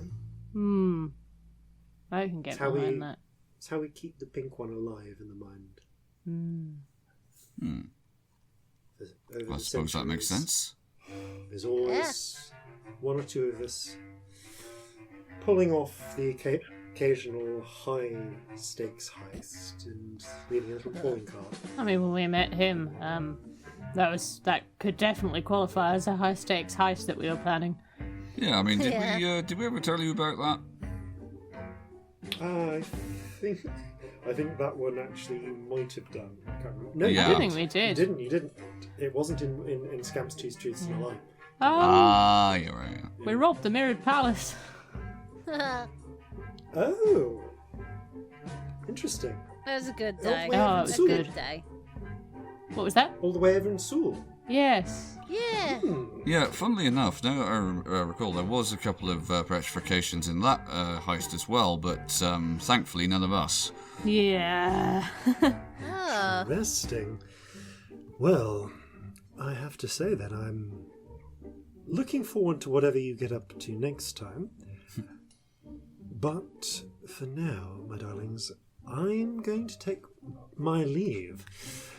I have a mind to be out of town before too many questions. Seems reasonable. Sieges aren't really my style. That's fair. Yeah. But I'm sure I'll be elsewhere around the continent. We may meet again. Oh. Yeah, do send if you need anything. Drop us a line. Well then, she grins, collects her little statuettes into a pocket. Jeffrey sort of sticks a lip out. You're already a monkey. You don't need things that are also monkeys. Plus, we promised you bananas. When did that happen? Yeah, well, there was a whole thing about with the cleric and code words, but yes, bananas are definitely in this monkey's future. I need to know the code words. Tell me in a minute. You actually probably would have heard them this morning. You suddenly remember, at the very start of the day, off screen you would have been told them. So it's like, okay. Oh wait, the whole lot. Oh yeah, bananas. Yeah, I'm there. Cool. So Reggie, with that in mind, Reggie frowns for a moment and seems to manifest an impressive-looking pink coat, broad-brimmed pink hat with a feather. Actually, no. This would be top hat, pink top hat with a feather. Excellent. There's and you notice that on the shoulders are seemingly embroidered like elephants' heads, and she takes the form of I'm just going to say like a handsome-looking elf with pink hair. Well then, my darlings, it has been an absolute pleasure. And, well, all that remains to be seen, to be said, is this, or rather, how does it go, what I heard in the dream? If you need me, have a tipple, I'll be with you in a ripple. And there's another voice led behind it. Stiff drinks my siren's call. But when you're cold and sober, then our journey will be over. Till then, call me a rogue and a lifelong friend. A nimble-fingered thief, there's no bar he can't bend. I'll steal both your wallet and your heart in the end. Just call me Reginald. They sweep their cloak. There is a flash of what seems to be just like a flutter of pink petals that just obscure your sight for a few moments. And as they silently fall, she's gone. Catchy. And we'll pick up from there after these, no doubt important, messages. Are you feeling the weight of the world on your shoulders? Stuck in place and unable to move? Well, try Otterluke's Odious Edibles. Feel all your worries and cares float away. Get back to the things you enjoy doing, such as liking, rating, and subscribing to Flintlocks and Fireballs, and checking out their Patreon. Don't let your worries leave you petrified. Try Otterluke's Odious Edibles today. Side effects may include the perception of pink elephants. And welcome back. So, it is about 9 in the evening on the 13th of Falling Leaves. One day till, well, Clara's birthday is the following day. Mm-hmm. And something else you believe will happen 2 days, a further day after. So, you are newly sobered up. Your Reggie has vanished in an apparent puff of petals, which stay on the ground for like a minute before just like evaporating as the spell. As she vanishes, I just go, oh god, she's amazing. Right. What were we meant to do with all these things? I have entirely forgotten. We need to take them to the Deadeyes. Yes. I think. Did we? You need to take them to the Moray family, the halfling family of investors and financiers who will give you the share, the deeds you want in exchange for this. Oh, okay. There was a whole thing. Right. Yeah. Cool. Yeah. Yes. I mean, should we just do that this evening? Yeah. No talk about the present, and once it's done, it's done. Do we have a lead box? Surely, yes. Hang on. You have a lead box, however. Well, actually, no. The lead box will fit one of your bags of holding, so you can. Yeah. You just have to bag of holding inside the lead box. It is the lead box in which the is it the Doll of Despair? Yeah. No. The Doll of Disturbance. Is currently living in. Is it still in there? Yeah, you haven't done anything with that doll yet. No. Yeah, but is it still in there? I'd like to put out a thank you for nobody getting that out while I was high. No, come on, we're not monsters. No. I don't trust that thing. No, I did very seriously consider putting it in the bank vault, but I think it could be put to better use somewhere else. Genius, but we could definitely fuck up an important leader with that more. Yeah, that was my thought. Between that and some dreams, we could really fuck with somebody, actually. Yeah. As well we know, a chamber pot has to be in exactly the right place. Speaking of which, we should find out who's leading this land attack and maybe send them some dreams. Yes, well, didn't the vision you saw give a name of this colonel? What is his name? Just looking back through my notes again. Your notes. Colonel, what's the face? Tompkins. Colonel Tompkins. Okay. Well, I imagine Could definitely interfere with Colonel Tompkins. Colonel Tompkins? Colonel Tompkins. Tompkins, yes. It's been a bit of a day. Definitely worth fucking with, I think.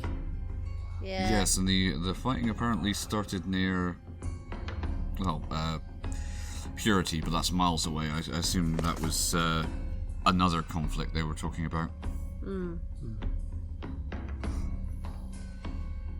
Okay.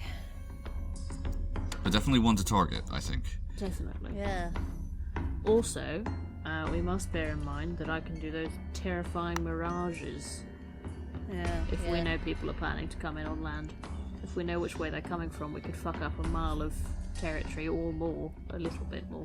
Yeah, I mean, if they've got an attack plan and we alter the terrain as they see it, even if they are fairly certain of what the terrain is underneath all the illusions, it's gonna be disorientating. It'll be a lot.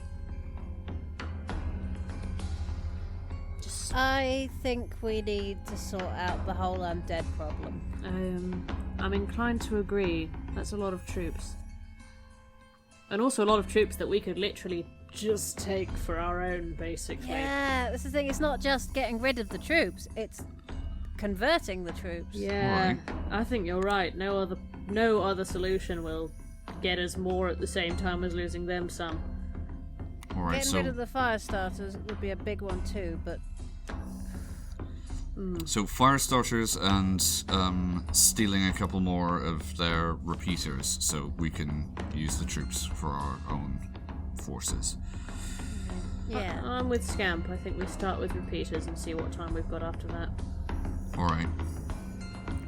And if we don't have time for both, we delegate. Well, we've still got the Sunset Girls working on finding out exactly where they are. Once we know that, Yeah. maybe we can plan a little bit better. Yeah. Or at least give the right people the right information. Yes. Yeah. Right, well, let's get the Deadeyes on side. That's Yes. going to be the first priority. There you are. In with the bag then. I don't know if you were ever actually given this, so anyone who wants to roll a history check. History, okay. More of a general knowledge check for this case. but- Ooh, 18. 10? 14. Okay, Scamp, you've been keeping an ear out, and although perhaps as an oversight the Morays did not give you a specific drop-off address, you are aware that their townhouses are north of Five Friars, not on the East Piers, but not far from them either. Okay. So we'll head over there Okay. and see what we can find. All casual like. Has enough time elapsed that we could have had a short rest? A short rest has been had, Fine, go. and some pecan pie. And I roll a little hit dice. Yeah, that's what I was gonna do. I have so many hit points. Oh, Spells, those are I'm short the of. best fucking hit dice I've ever rolled. I just rolled 2 8s. It was amazing. I'm gonna get full. I have no idea how many sorcery points I have. My note taking last time was erratic. Oh,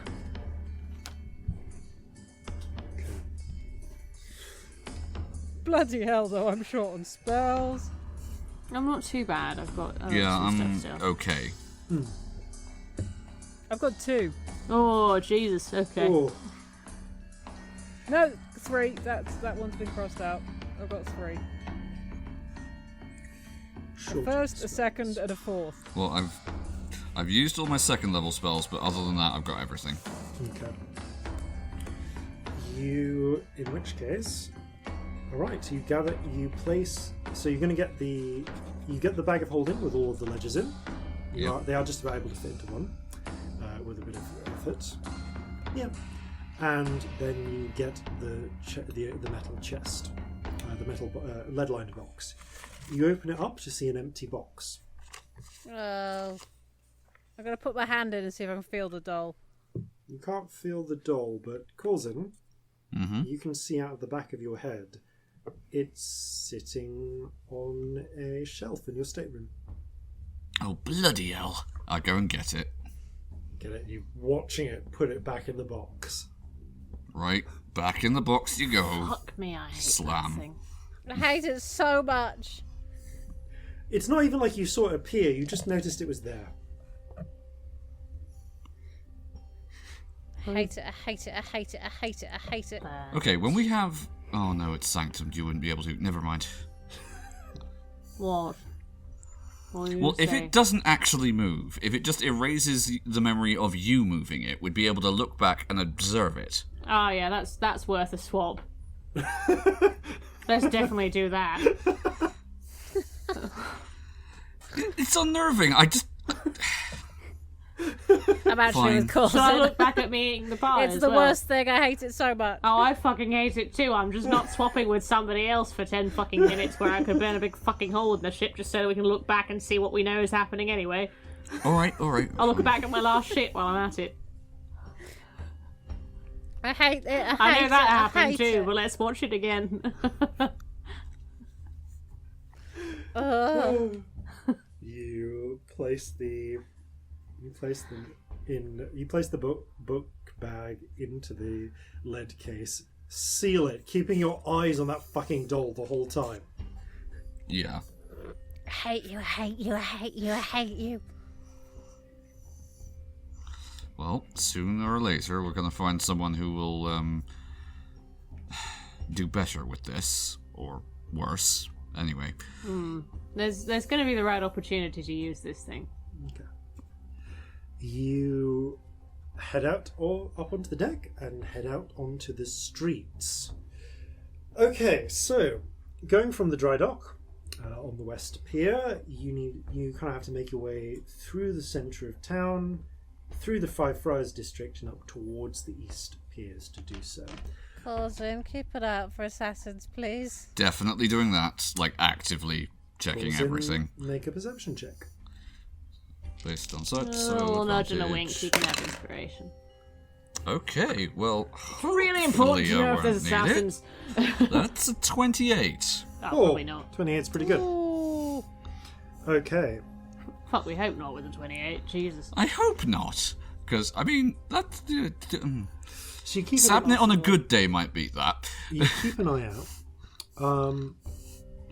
Almost immediately, you notice someone who has been loitering on a street corner seem to notice you coming out, as if they've been waiting.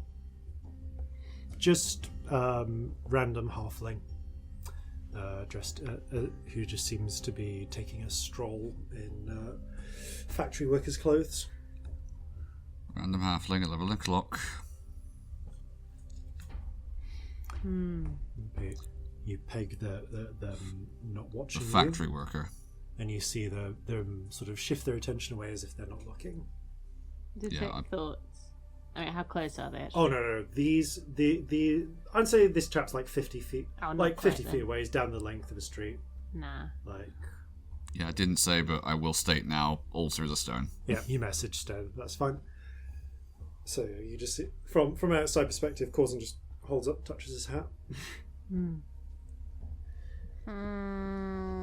I will keep worst. multiple eyes on him. Okay. Worst impulse. So, what do you want to continue on the route you're travelling? It's a pretty straight cut through town if you're not like dodging and weaving. Do we want to lose this person? Probably should. Yeah, let's do our best to. What if it's our missing illusionist, though? That's my fear. We'll have a chance to intercept someone useful. Would they be going after us solo? Maybe. Gathering information, maybe. Are you standing in place or sort of walking in your I think direction? walking. No, it's walking and You're talking. sort of slowly Alright. walking and talking. Well- You notice as sorry. you're discussing this, you notice the figure peels off the wall they're leaning against and walks away and down an alley. What? Okay, so taking information to someone not following us. So they're going away from us now. Away from you, at least, yeah. As far as I you want can to try and get within 30 feet of them. Okay, you can pick up to a brisk walk and try and see if you can catch up to them. Yeah, I don't want to catch all the way up to them, just be within range for a thought spell. Give me a I want to see if I can read their thoughts, because that'll stealth tell me check if you're something. going to do this as like a brisk, subtle walk. Or if you're just running, just give me an athletics No, check. brisk. Brisk stealth. Oh, it's a good old Celestia stealth check. That's Oh, 11. Okay. They seem pretty satisfied that you haven't noticed them, so they are facing away as you kind of briskly make your way forwards. I just want to read their thoughts. I want to stand. If they're in an alleyway, I want to stand outside it and just. Yeah, you stand outside the other buzz way. in. You get within 30 feet. As you can see, they are climbing up a ladder leant against the alley wall up towards the rooftops. Just see how many seconds. At the moment that you are in, at the moment that they're already partly up the alley. So standing on the outside, you catch, if you're spending the spell, you catch a moment of.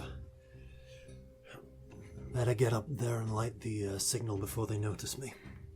Okay, they're going to light a signal. We need to do something. Right. How far away I have from an Celestia are we impulse. now? You have we're walked with briskly Celestia. with her. Oh, we're with her. All right, okay. I have a really dumb impulse, and I think I'm going to do it. I think she's feeling a bit. She's Okay. had a funny day. I'm going to message to them. Sorry, I'm not going to be able to get it lit before we've seen you, darling. They've, Am I within 60 feet? yeah. And they're up a ladder. They Above freeze us. on the ladder. Can I try a command? You can try. I want them to fall, Okay. drop. I mean, if it's going to be directly harmful, it won't work. But I just want them to come down. Choose your verb. Oh no, drop won't work because that is a different one. Hold on, command. Approach. Okay. You pull up and call a command to the approach. They wince for a moment and start descending the ladder. Sorry about that, but Sorry to be so direct. It's been a long day. Who are you? What do you want? Start talking. I'm tired. Roll initiative. Oh, okay. 18. Also That's a 18. 1, but lucky. Oh, not much, but 8. 8. Okay, they rolled a 19. Ha. Which means that they are able to get their action off before you can stop them. They panic and reach into their chest, into their jacket, pull out a small. It looks not quite like a bomb, but more like a flare, and light it with a match.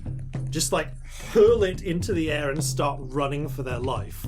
The flare lets off a spark, and you see it shoots out a little red firework and starts emitting red-coloured smoke. They get 30 feet with the rest of their movement. Do we get attacks of opportunity? Because if they've approached, they are next to us. Yeah. Okay, they do launch the thing before you get the attacks of opportunity, but go for it. Okay. Anyone can make a Okay, I'll have a go at them with my fucking rapier.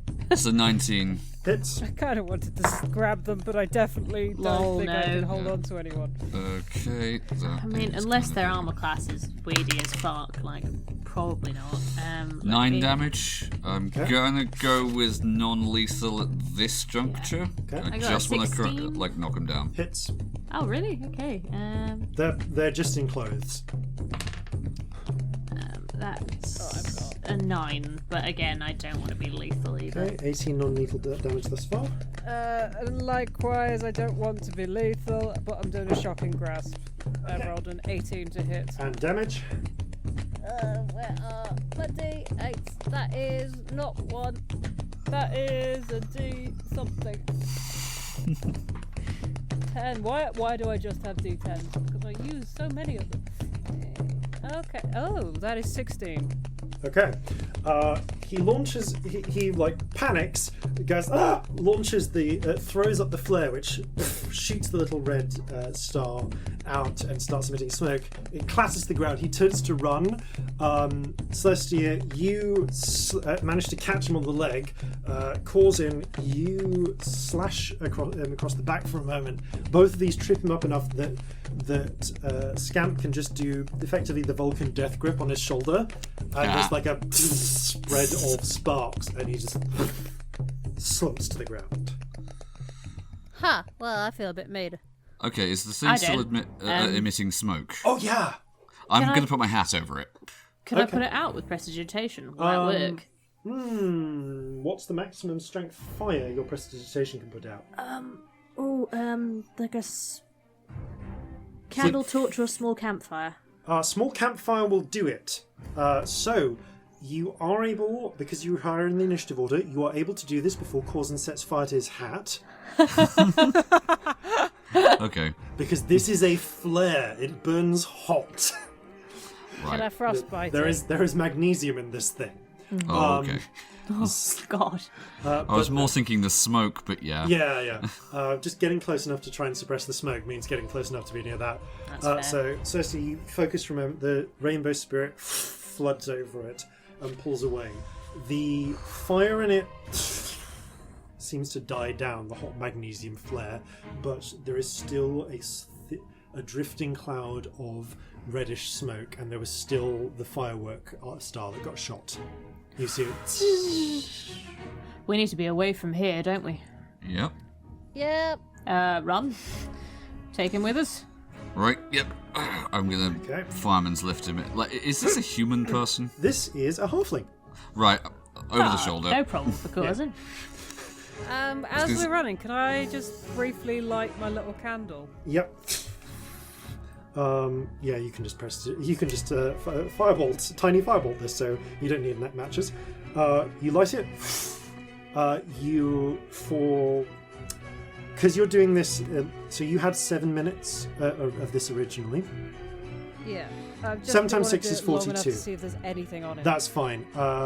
You now have 41 rounds of candle. Mark it by round, Nice. because you had 7 minutes last time. So for 6 seconds, you just light this thing and blow it out.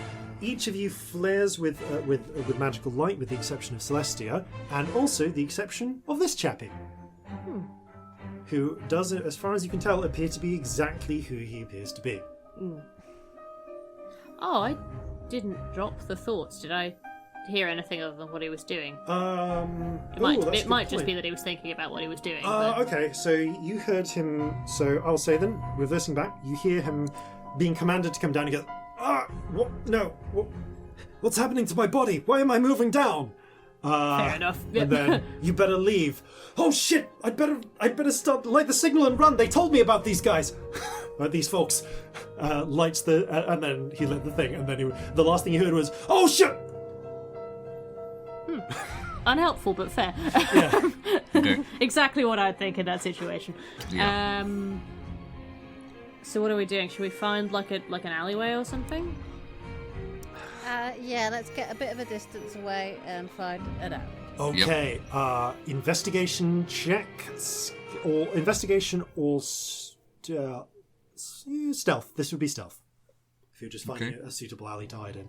Either or? No, this is stealth. This is stealth, okay. Oh, not good. Not good. Oh, good for me. 25. Roll the stealth. Oh, sorry, 24. No, it's a 9. I'm carrying a person. Okay, It's not you are particularly carrying subtle. someone. So you drag them. So you run into the maze of street. So looking around where you are, you pretty much we're heading straight up towards Water's Way. You ducked into one of the few alleys around here. Alleyways wise, your options are either to go deeper into West Side, into the Goblin District, or to go cross over the broad street of Waters Way in the hopes of getting to the tight alleyways of the Garment District. Up to you, which way you want to run. Which one's more in the direction we want to go? Over Waters Way. Okay, let's just go that way, I guess. Okay. You, trusting to the dark and the fact that lit street lamps are... Although Waters Way is lit, we are in late 1700s street lamps. So it's like tiny little pools of light. They are small pools of light far apart. You can make your way down the street by going street lamp to street lamp, but you might get mugged in the space between if you don't have your own light source. Yep. So, trusting to that, you hustle across. There is still a little bit of late night traffic, and maybe some people might notice you, but you don't stick around to find out. You duck into the tighter back streets of the Garment District, and manage to find what you think is a fairly secure alleyway. Okay, you end up in a dead-end alleyway in between the back walls of 3 different factories. Mm-hmm. Trying to wake him up. Right. Yeah. It was all subdual damage, so I'll say that with a bit of effort, you are able to... Oi! Come on, wiki wiki. Hello. Hello. Oh, shit. Hey. Just explain What was all that about? what you were doing. You ain't gonna turn me into anything unnatural, are you? Well, it Nothing depends. unnatural. I might, if you take ages to explain everything. Listen, all they told me to do was when you came out No. like the people with the money. They told me they didn't use names. They said when you came out of the building and the fancy looking drow and the tiefling with the horns and the really well armed halfling, I should set that little flare Right, off. so who's they? Describe them. Human lady, looked kind of nondescript. Just gave me a bunch of cash. Helpful. And where did you meet them? Over around East Piers. How did they find you? Well, I have done a little bit of work for the, for the people, for the halflings in charge around there. They put the word out. I've done a few lookout jobs in my time. Okay, so you're just a random lookout, effectively. I'm gonna read his mind. You hear him. Okay, you cast again because it's been over a minute by this point. Yeah. Oh yeah. No, I'm marking up you the hear him spell. think. Corzin has a thing to say, but You yeah, hear go him on. feel vaguely offended by the idea of being a random lookout. It's like, hey, I was a lookout for that jewel robbery.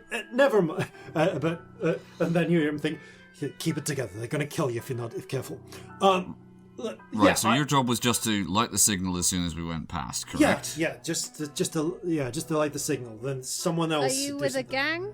Yeah. I'm with the five friars. Oh, Okay. was it somebody And from they- them who told you to, or? Well, I mean, yeah. Someone said that there was a client looking for someone who was with good eyes. Who could spot people and not be seen. Apparently, not so good in the second part. And they said to meet behind the alleyway outside of McMurdo's warehouse. And just one person. Yeah, You that's met. all I met. Where were the people how you were supposed to be nondescript? signaling to? Sorry, I'm going to... Corzin first. Corzin first. Could you say that again, please? Where were the people you were supposed to be signaling to? Don't know. They told me to get to a high place and let that off. Great. Could So be I- anywhere within a block's radius. How nondescript Oh, fair was the human lady? Like creepily nondescript? Like what I are we wouldn't talking? say creepily nondescript. Brunette, brown eyes, like darkish kind of skin. Like someone you'd meet on the street. Nothing too descriptive about their clothing. Normal, Right. Well, I don't think of anything else. Listen, I don't mean anything against you. I'm just trying to make ends meet. I know I can tell I'm listening to your thoughts. There's nothing weird there. he is shitting himself with the it's wordless shitting at the idea that you're going to kill him or turn him into a frog.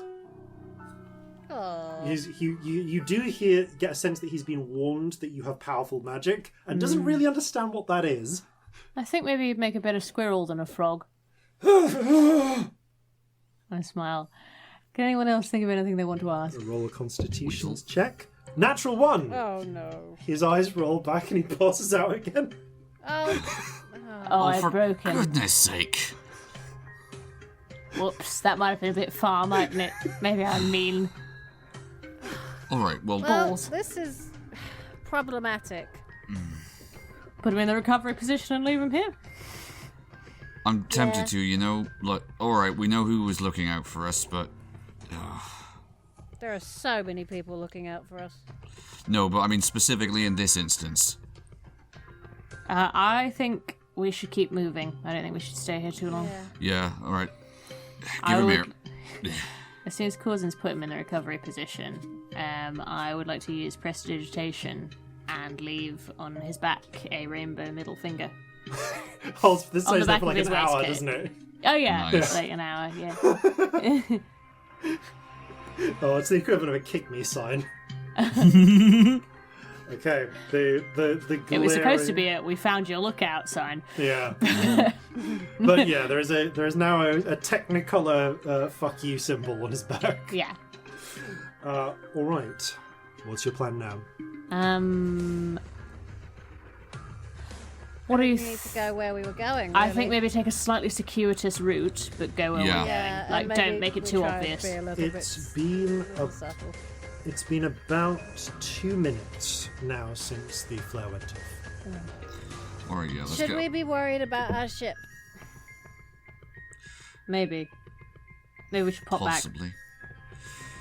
Well, he was saying they were looking out for us. Does it not make more sense they were going to be trying to ambush us?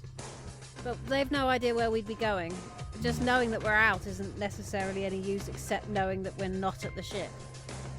You have a Alright. strong point. Let's double back, check everything's alright. It won't hurt.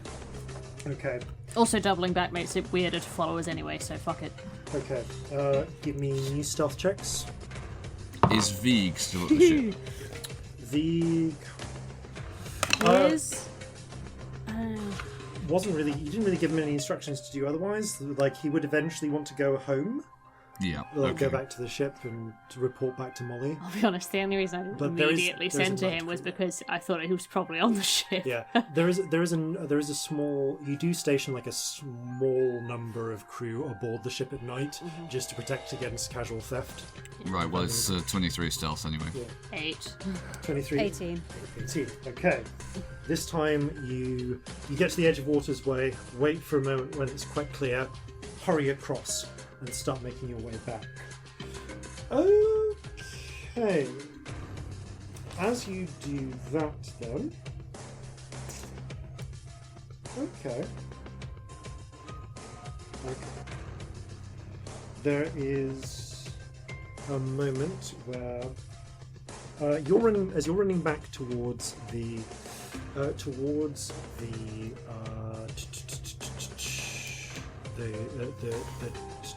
dry dock, which is obviously on the pier, so it's got water access. Corzin, when you start to come, you come within about 120 feet or so of the alleyway you were in before, like you saw. Actually, a little bit closer, and you're all around vision because you're just that damn good. Yeah, you would spot this even with a fucking passive of... What is your passive for vision now? 24. Of 24. They know that's actually not a guarantee for what this is. Can I ask you to make a perception check, please? Yeah, is it based on sight? It is based on sight. Right. Okay, it's another 28. Cool. Over 25. You spot a tiny silvery orb flicker into existence in the air. They're the Not bastards. not far from where you were. What are you talking doing about? small rotations, floating around. They've got another one of those arcane seeing things. Alright, we need to move away from it, see if it follows us. Yeah. Because if it's a scry, it will. If it ain't, then we can probably get away from it. Right. This way. Have we checked the ship? Is the ship... This is before you get close enough to check the ship. So... I guess we keep heading for the ship as well? Yep. Okay, you'll have to go, if you in which case you try and go around the opposite way to the ship. Yeah. Okay, you're able to go essentially behind the dry dock to the other entrance. Now, as you're doing so, Corzin, you see the little eye.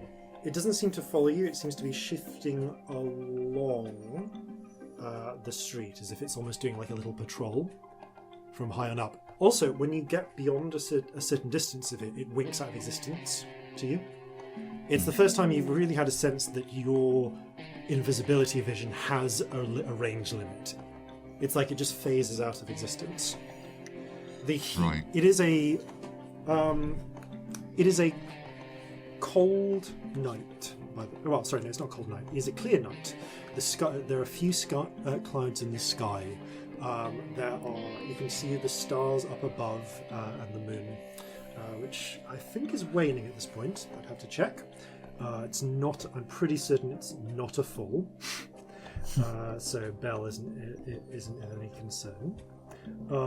But you actually, now that I've said that, I need to check.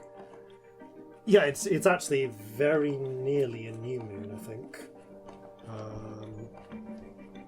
Why is it giving me that? How does this half moon? It's a half moon. Sorry, the description on the moon calendar I have is actually really unhelpful. Is that waning or waxing, waning? Yeah, it seems to show it in bizarre ways. Regardless, it's approach. I think it's approaching new moon. Now, right. Okay. It is actually surprisingly, but despite the cold, clear sky up above, as you're racing back towards, like as stealthy as you can kind of like feel yourself sweating from the heat, like from the heat of the adrenaline. You get back towards the water's edge and peer into the ship. Ship seems fine. You can see the patrols on board. There's a group of, I'm going to say, 5 crew, plus Vig, who's decided to stay a little bit longer. Sees you.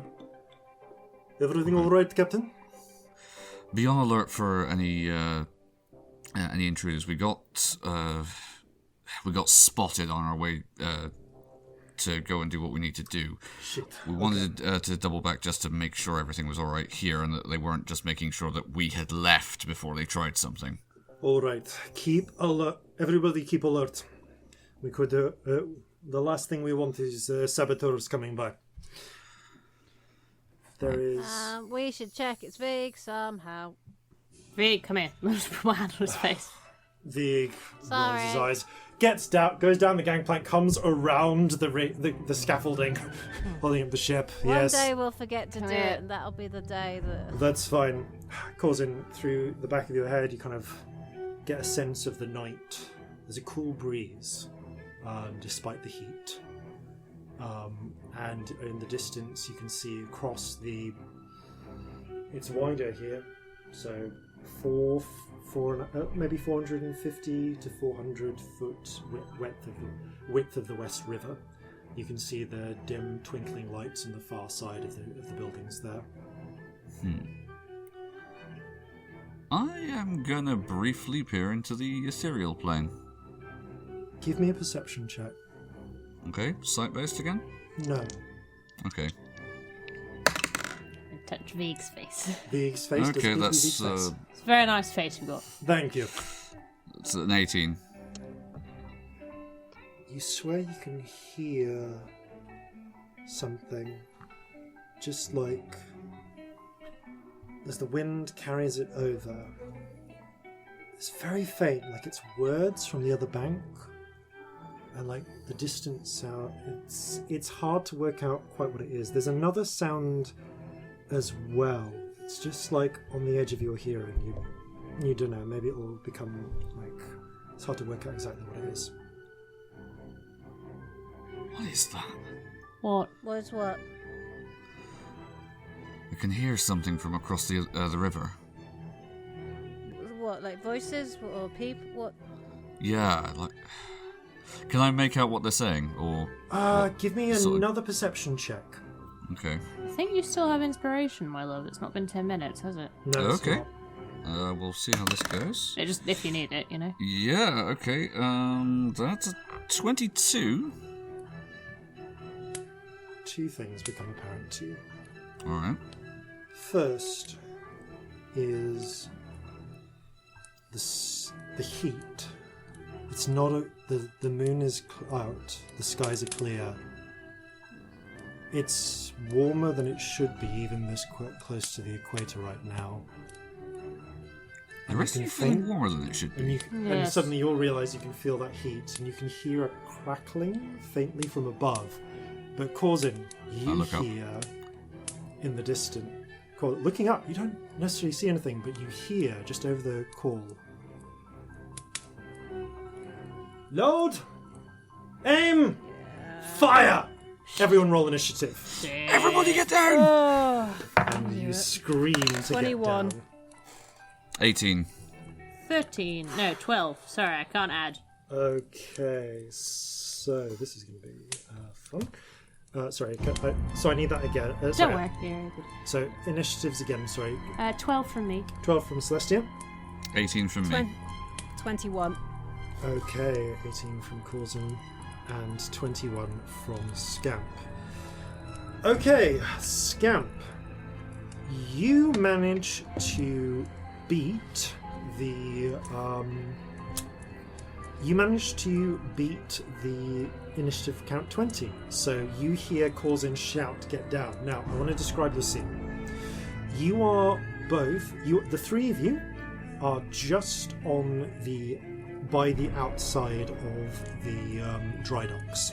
The dry docks are a large warehouse-like building with quite solid sort of timber walls.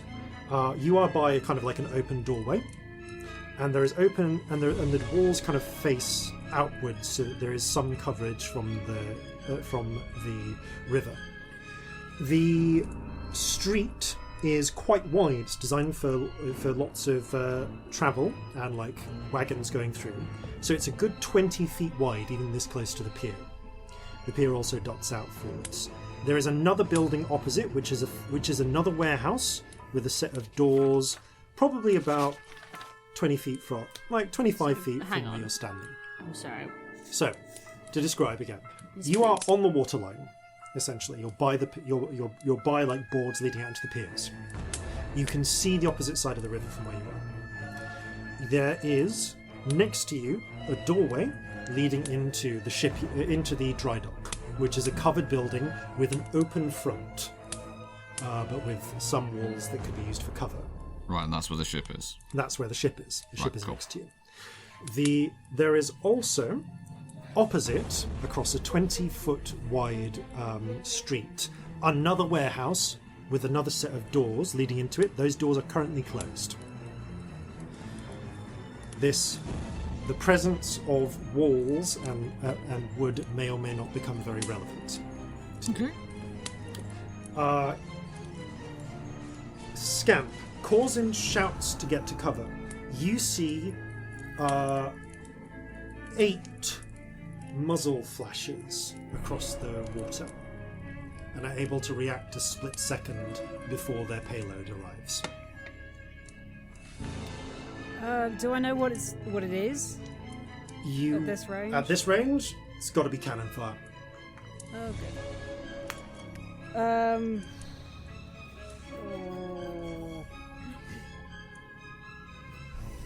Oh, I've got nothing big left.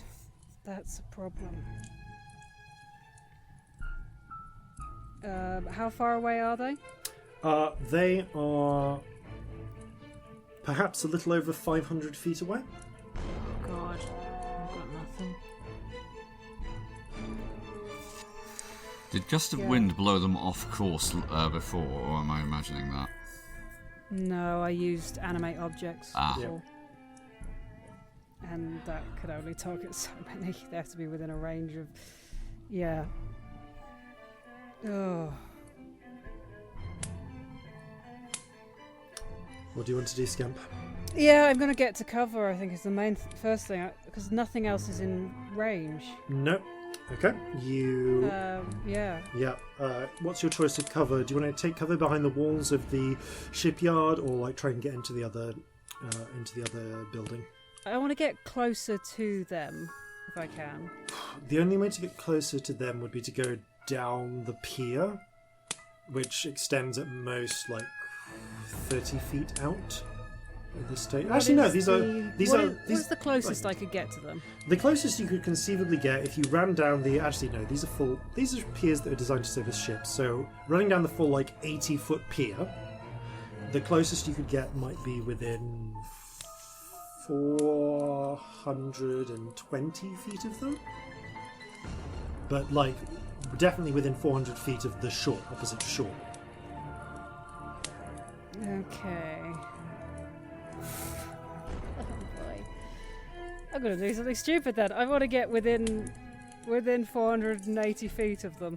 Okay, you're going to need to just run then, if you're to straight towards them down the pier. If you want to do that. Will that take my action as well? Yeah, because you're right now. I've said 420. You're currently 500 feet away. You'd need to. I only need to be 480. Yeah. Oh, you need to be 480 feet. That's 480 is my max. Your max range. Okay. In which case, you run. You only need to get 20 feet down the pier. It does leave you in the open though. Yeah, that is terrible and fine.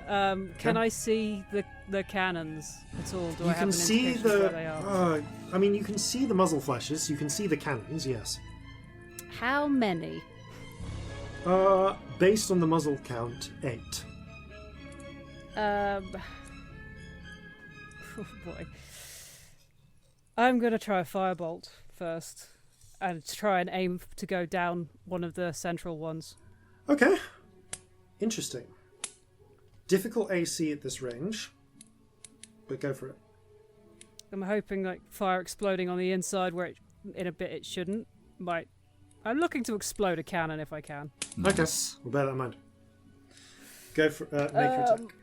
Oh, that's a 27 to hit.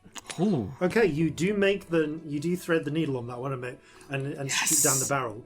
Do you see the cannonballs have left the chambers at the point when this is happening? Yeah. So those will still fire, but roll damage. That is 18 fire damage. Okay, 18. I will say that you managed to hit some unexploded powder, so you do 36 total damage to the interior, and you're rewarded with a shot with a distant and the sounds of cries from the other side.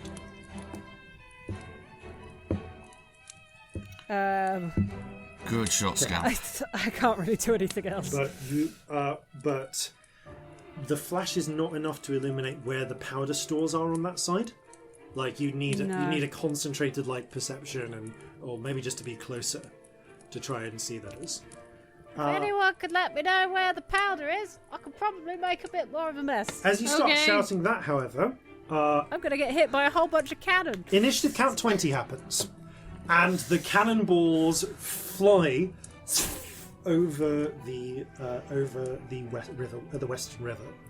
So 6 of these balls seem to be ordinary round shot, fired flat across the water. 2, you realise, from their high arc, are mortars designed to potentially go over buildings, if need be. Because these are broadly striking your location, I need everyone to give me a dex save. Scamp, you are in cover. This will affect things. But I'm going to say, but you still need to do this. Tide's active at the moment. They are not. I've already rolled it. That's too late. 22 actually. 26. Okay. 8. 6. Roll for Vig as well. Okay. Vig. Don't you hurt Vig. Speaking of which, I'll roll Vig into this combat in as much as it matters. Okay.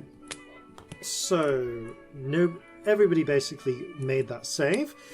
Let's roll some 10s. I rolled an 8. Oh. Okay, you don't make that save.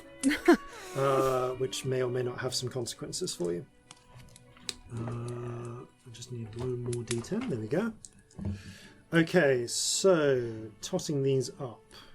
10, 19, 28, 30, 7, 43.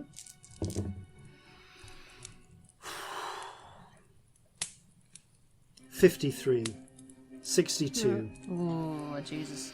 64, 71, 84. Okay, Scamp, you are directly struck by one of the cannonballs, but it crashes through the wall as it does so, taking part of the damage. So the damage you receive for getting into cover is halved, so you take 40... I hate to say, did I actually manage to get into cover and make an attack? Yes. You didn't get into cover. No, I went to make an attack. I think you were going to, You were going to, and you changed your mind. Shit. In which case, okay, one of the cannonballs strikes you directly. You feel your ribs crack. You potentially black out. What's your total hit points? 84. As you are dropped to 0 hit points, precisely. I should have rolled one more hit dice earlier. Oh well. And you watch as Scamp is knocked. I'm just going to roll for this. Okay, backwards, thudding to the ground, not far from where Corzin and Celestia are. The Corzin and Celestia, you dive for cover as cannonballs, as one cannonball strikes the cobblestones near you. Shattering them as shrapnel sprays you both for 42 points of bludgeoning damage. 42. Right. Vig takes a direct hit. Oh, fuck. Through the... thankfully, so it was 42, yeah? 42, yep. Thank you. He is behind cover, though, by sheer chance. And although you hear... he's probably cracked a rib in the course of this. He does land, and... you can just hear a sort of fuck from him. A couple of shots smash into the warehouse next door, into some more cobblestone, and one bounces off the thick hull of the Kraken's bane, doing a little damage as well, which will be added to your repair total. Okay, so I don't need to take that into account for the Kraken's bane 6 points. No, yeah, that's just stick 80 gold pieces onto your repair bill. Right, one moment. Yeah. While that is... so, that is the cannons round. 2 of them, however, the mortar balls, smash into the ground. One of them is what smashes the cobblestones and splinters them. And as they hit, they come into effect. So I got to roll Does these it look like they're going for the ship or us? They're going for you. Thought so, yeah. Figured. Yeah, no, this is an assassination. And it's about this point that... okay, Celestia, you've got a higher dex, so you go before these. So the 2 mortar balls strike the ground, smash and hit the ground. As they do so, you see these are larger than cannonballs you're used to. In fact, Corzin, looking at these as you're kind of gathering your wits together, these are larger than should fit in mortars. Like, they're about 4 times like the size, like on lengthways. So like, who knows how many times the volume. These are fundamentally large objects, and they are covered in etching in silver, all in silvery metals all around the outside of them. And as the etching flares into light as they make impact, and the 2 balls start flashing with light and rising up. And we'll get to the effects of what they do on their turn. We're fucked. Okay, Scamp is by you, unconscious at 0. Corzin. Alright, healing potion into Scamp. Okay, that's an action for you. Bonus action, casting Hunter's Mark on whatever those... I mean, are they creatures? Am I able to determine if they're creatures? For the purposes of this, they are creatures. Right, Hunter's Mark, bonus action. You've seen you've seen Scamp do something similar. These are, you would guess, animated objects. Right, okay. I didn't see who cast this, so it does make a difference. Right, fine. No. They were too far away. Fun fact, if you time things very well, you can animate objects as you fire them out of a cannon. Super cool. So, at that point... Oh no, that's something else. 8 hit points for Scamp. 8 hit points for Scamp. 8 whole hit you points. Are back. You are conscious again, and everything hurts. Oh. Okay. Anything else you can do in your turn, Corzin? Including taking cover? Think so. Actually, if I've fed Scamp the potion bottle, I'm going to cast around and try and use the rest of my movement to drag them into cover. You're able to do so because they're not near you. You pull them into the doorway near where the ship is. So you're now both in cover. Okay, so put Scamp and Corzin there. Celestia, you're up next. I'm going to cast Sending. Yep. And I would probably know this. Yep. With the Bastion, where I know Alton is there a Sending redirect? There is a Sending redirect. Okay, yes, cool. in the battery. Yeah, I'm going to gather the Rainbow Spirit together. Alton, banana. Near dry dock. Cannons, assassination. Fired from other side of river. Need reinforcements. Fucked. Too far away for spells. Struggling. Help, please. Thank you. You immediately get a response. Oxen! Scene! We're going to fire on them. Sending reinforcements quickly. Hold out for 1, maybe 2 minutes. Get to cover. We're coming for you. That's such a long time in Did you just D&D, tell Alton. us to hold for 20 rounds? Oh. 6 to 12 rounds. I Actually, know no, it is 20 rounds. 20 Shit, rounds. Yeah, these are 6-second increments in this edition. Yeah. Oh, I've been playing second. I know that they might have known anyway, but that felt like what I would do, so Yeah. I did. That was so worth doing. They know exactly who they're going after now. Yeah, and also like where we know they are, like across the Yeah. river from the dry dock, at least narrows it down a bit in terms of where they fired from, Yeah. And now we know that reinforcements are coming, rather than just hoping. rather than just abstractly wondering if they are. I'm gonna get to cover for a start. Okay. Your choices of cover are either where Corzin and Scamp are in the dry dock, maybe a little bit further into the dry dock, or the warehouse opposite. Lots of lovely cover over here. Don't trust that warehouse. Cool. I think in the dry dock, but not exactly where Corzin and Scamp are, Okay. so that we're not lumped. Yep, And I would like to, just sort of look urgently up at them, and you see this big sort of poof of rainbow come out, and you'll both get 11 temporary hit points, and movement if you want. But as you're both undercover, I doubt that's going to be relevant. It's more for the hit points. Is it possible to get closer, but be in cover from where You we are need now? some sort of movable cover. There are barrels, there are crates, there are things around. No, I can't do that with this movement. Yeah.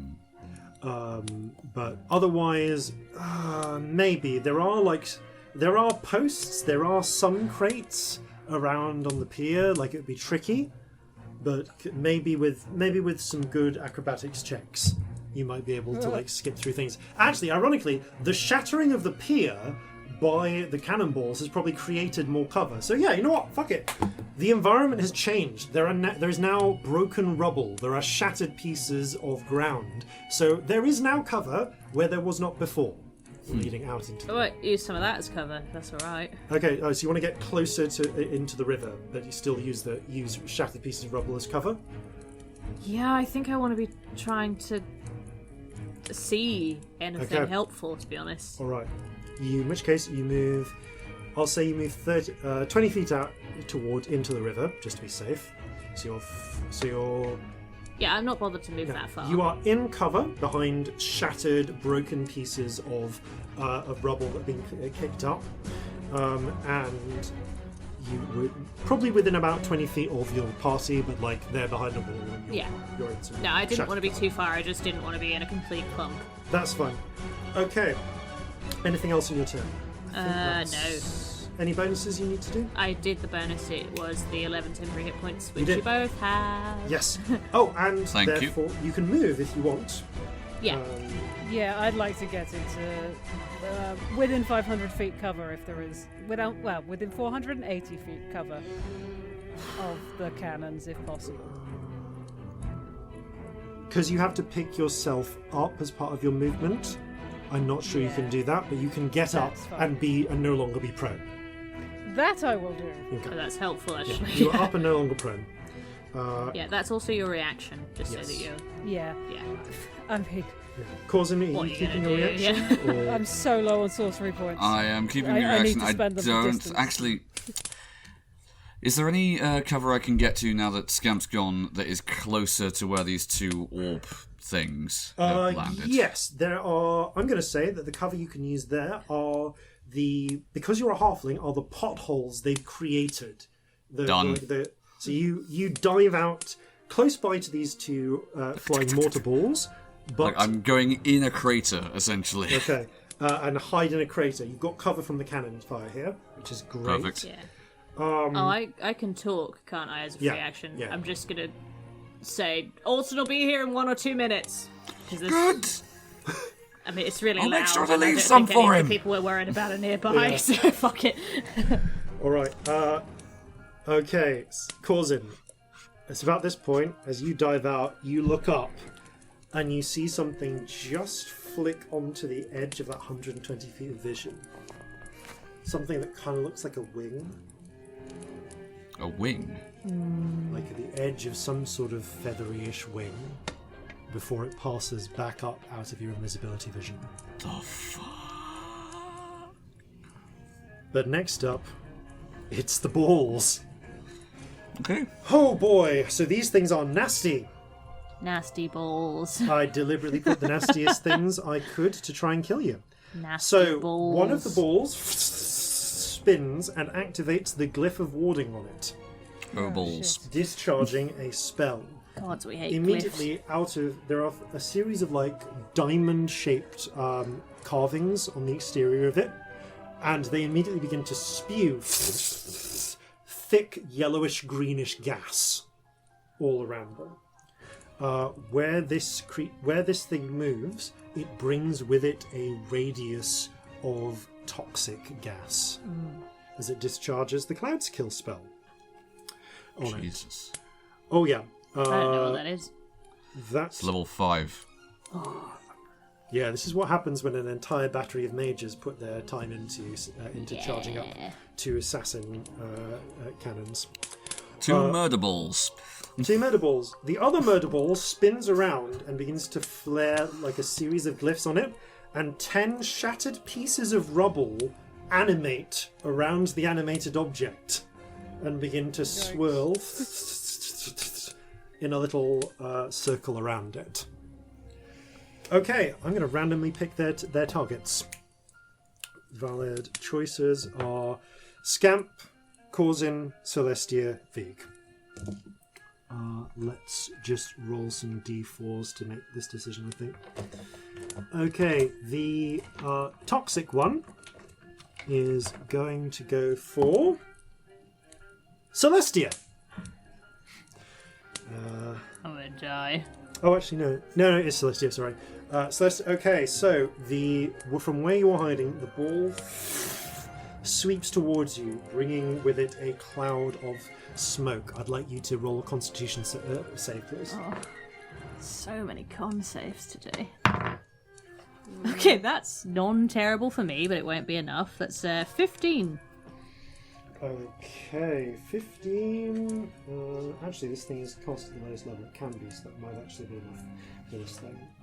So, click, click, click, click, click. Okay, you take half this damage, which is good. Where's my d8s? I've got more if you need them. That's right, I've got a few here. 4, and let's use one of these little ones. Where are my little ones? Little Never mind. ones. Okay, that's a lot of 7s. Oh god, I'm gonna still fall over, aren't I? 8, 22.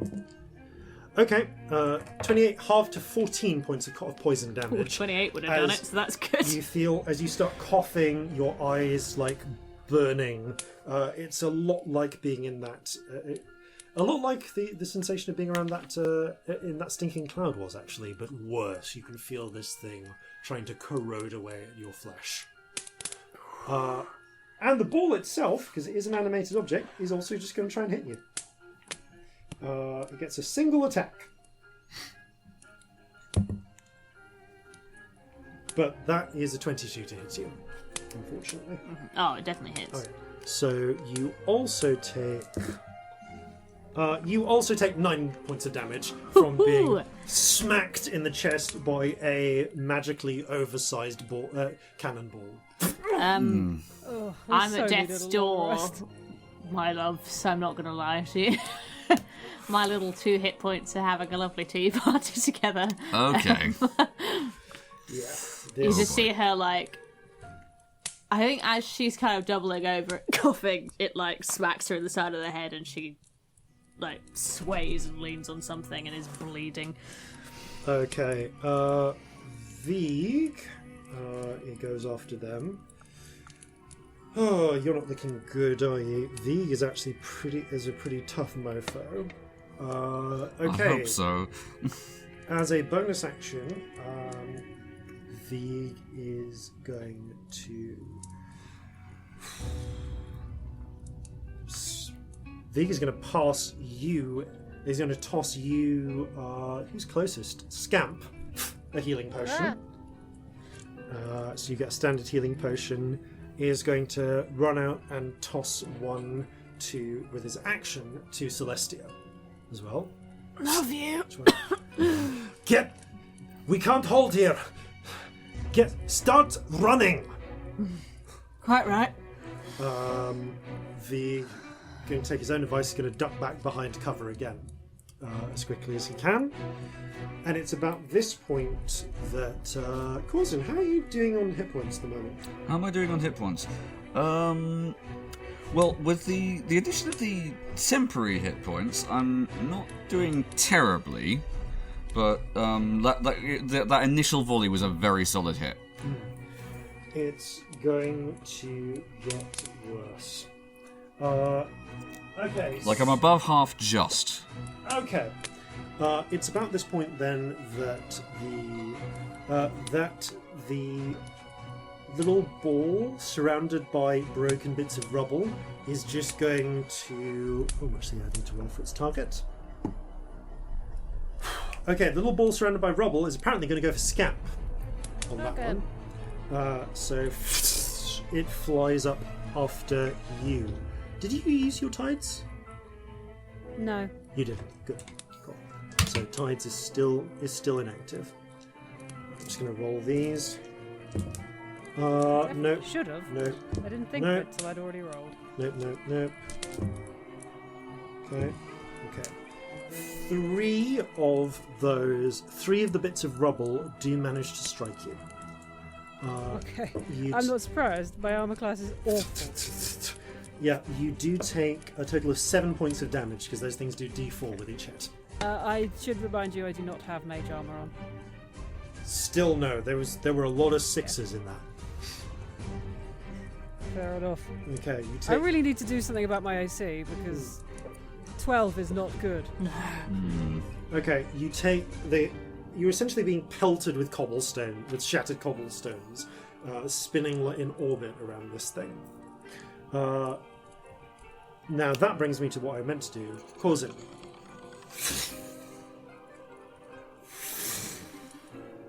you look up and you see swooping down into your invisibility vision something that should not exist. In the loosest sense, it looks like a dragon. It's long, it's sinuous. There are no hind legs there. It's almost closer to a wyvern, but it has wings that spread out with those feather-like scales.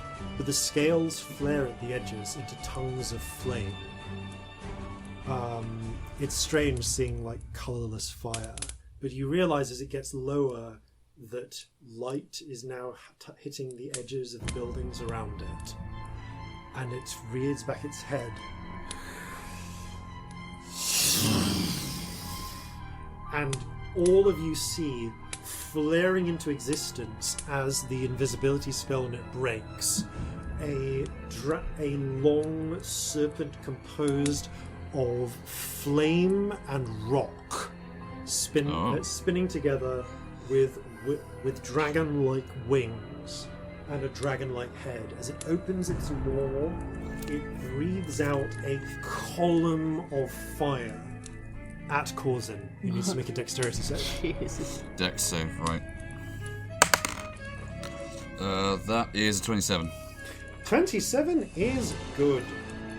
So you're going to take half damage, which is really, really good, and I'm glad you rolled that.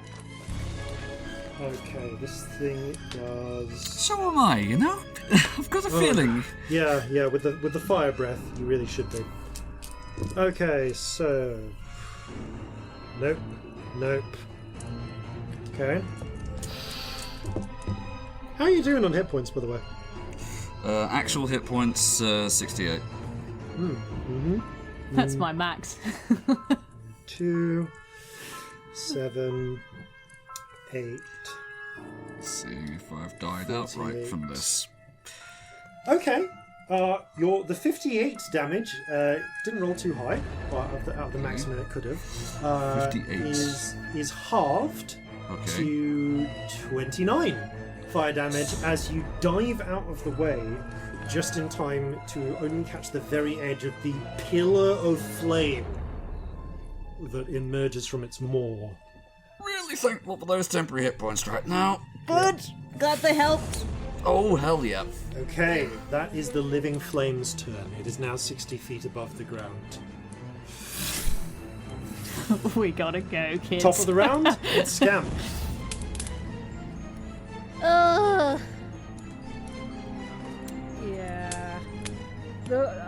I've got no idea where anyone who cast any of these things are, do I? Roll an Arcana check. 12?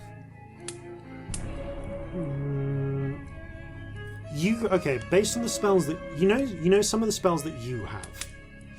Yeah. So based on the spells that you know that the animate objects can be cast on a thing, and then the thing can leave your range and still be animated. It can only be kept up for a minute, but you realise they probably cast these at the point they were being fired, which you've done it to catch objects before, so it can be done to launch them. Yeah. As they're being launched. You can work out that the spells on the mortars on the mortar balls are tied to the glyphs on them, and are probably if those balls are destroyed, then the spells anchored to them will fail as well, or run their natural course, which in the case of the animate objects is again 1 minute. The creature up above, you have no idea with a 12. Celestia can make another check on her turn as a free action to see if she knows what this is. Okay. Okay. Where on earth are we gonna go? Away, I think. Yeah, there is the dry dock, which is like a huge covered structure, apart from the hole still being repaired in its roof, where the fire column went. Of course, there was also That's not going to be any use for actually getting away. Because that's a building on the shore. Where are we going? Just away from here, running. I don't know. Okay. She doesn't have an idea. She Yeah. just hit the run point. Can I see across the way any powder stores or anything that would... Give me a perception check. Straight, because it's outside your dark vision range, but like you have night vision to a degree, even though it is dark. Can I tides this one? You or can tides is this. there too many... Okay, let's try it, because... 12. 12.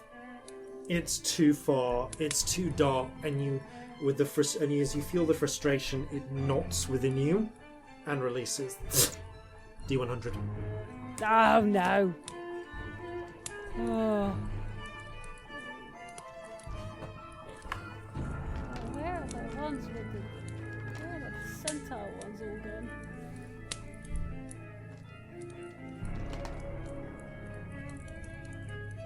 $70. Oh shit! Okay. Oh dear. As the pulse of magic releases, you see your flesh vanish from view, painted over. Vig vanishes from view. Celestia vanishes from view. Corzin vanishes from view. Potentially kind of helpful. The two flying animated mortars vanish from view, although one is pretty clear where they are because there's like, you can see the smoke leak, the poison gas leaking out of it, and the other one, you can, like...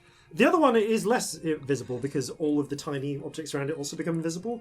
Corzin, you can still see everyone. Figured. Alright. These creatures are just invisible. Right, I'm gonna move in further into the dry dock and hide.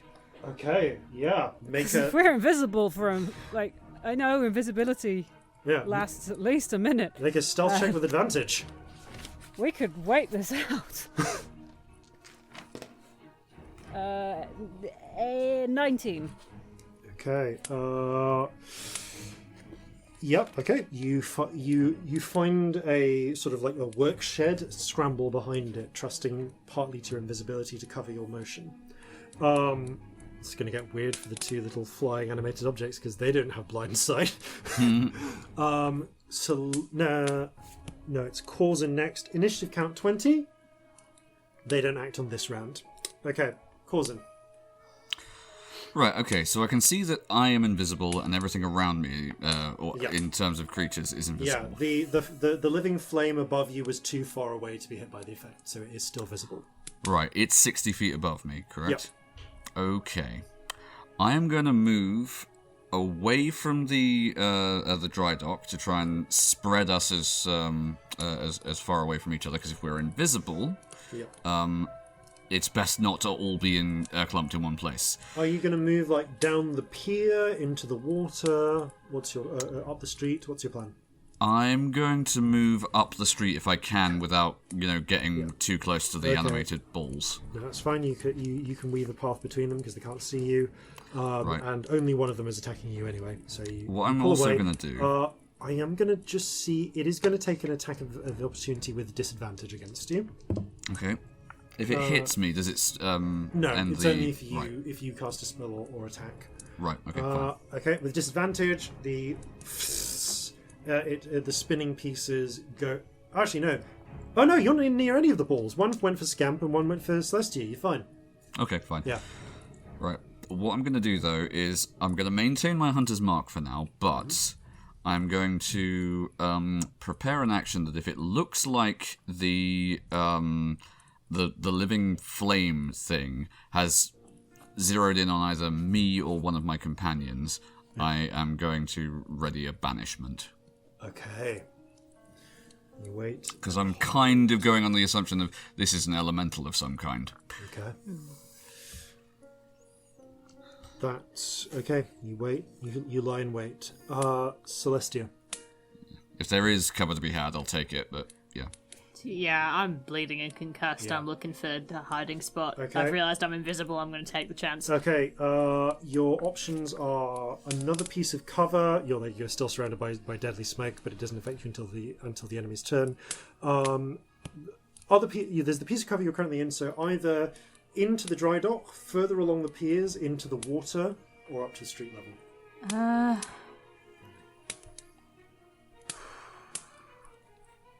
I think the dry dock is the most solid thing, so I think I would take that, and I don't know where Scamp's gone because they're invisible. Okay. Yeah, I'm going to go for the dry dock. Cool. The one next to you will get an attack of opportunity with disadvantage, though, because you are next to it.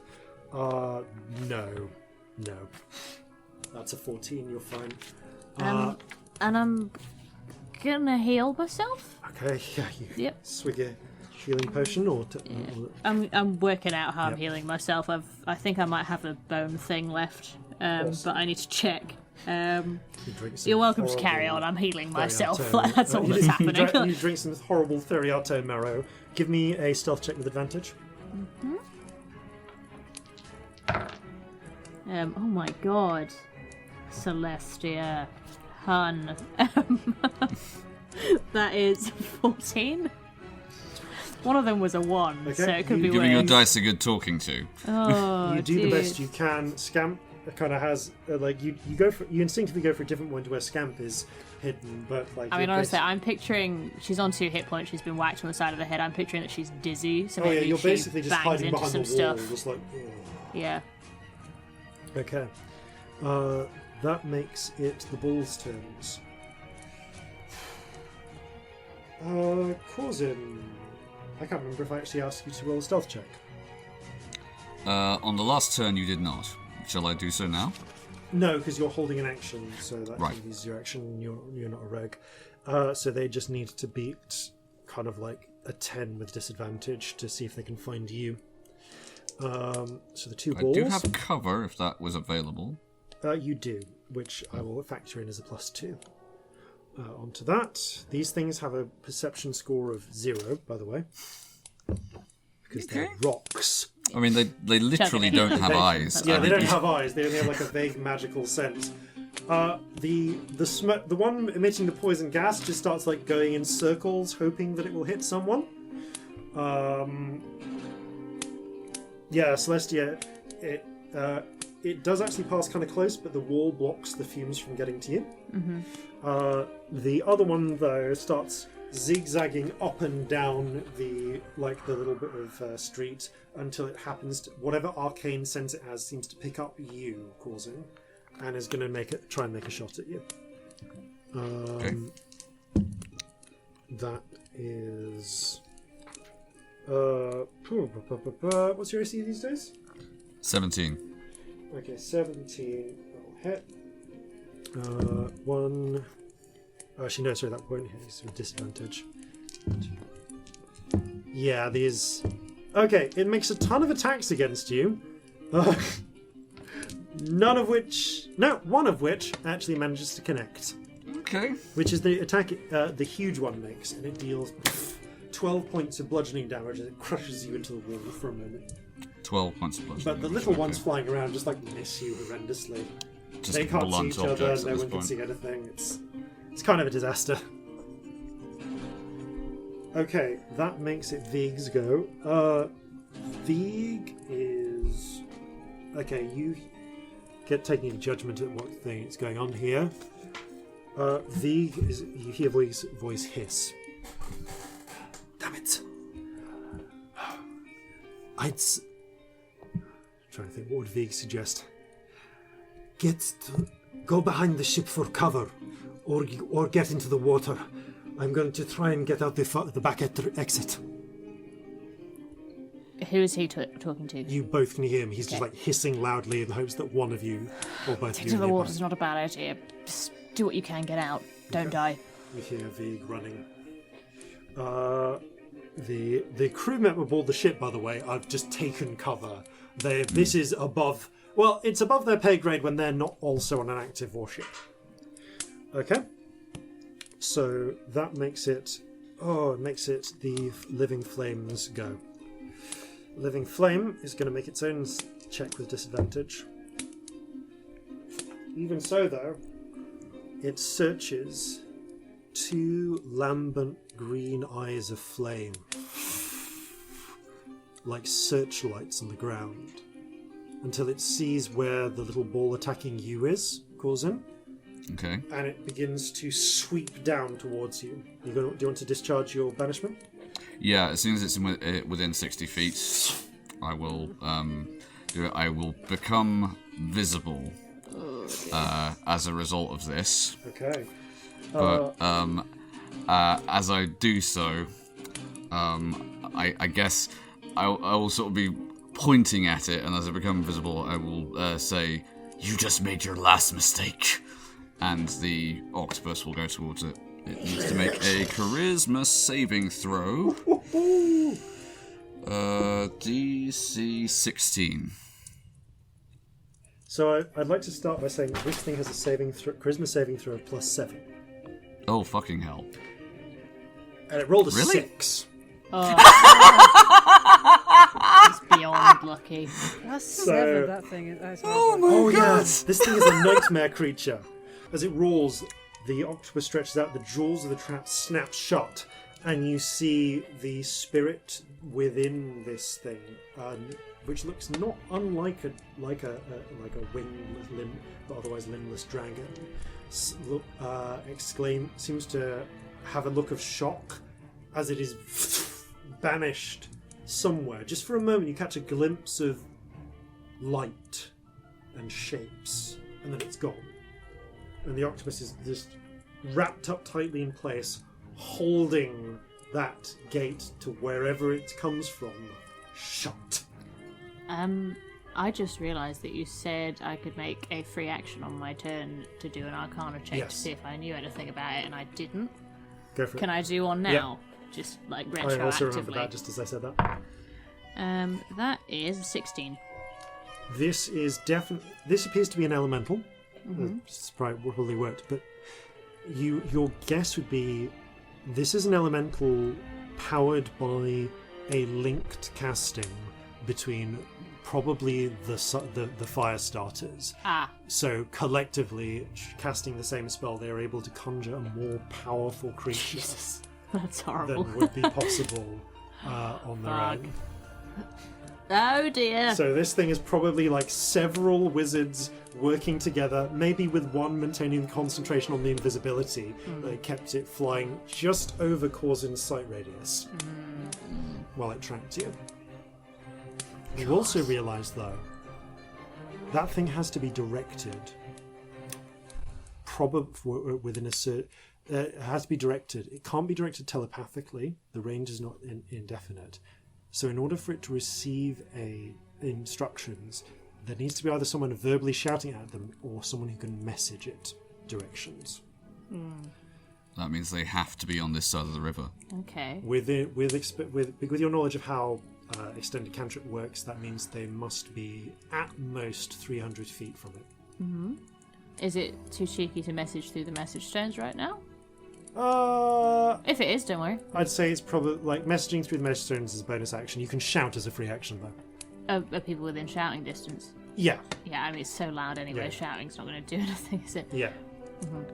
Big elemental, probably conjured by all the fire starters together. They can't be more than about 100 feet away. 300. It's about 300 feet away. How far away is that warehouse? The warehouse right directly across. It's like 20 feet across the road. Yeah, that'll probably do it. Making a beeline. I had for a that bad one more feeling time. about that warehouse. There's a reason I haven't run in there for cover. Okay. Fine.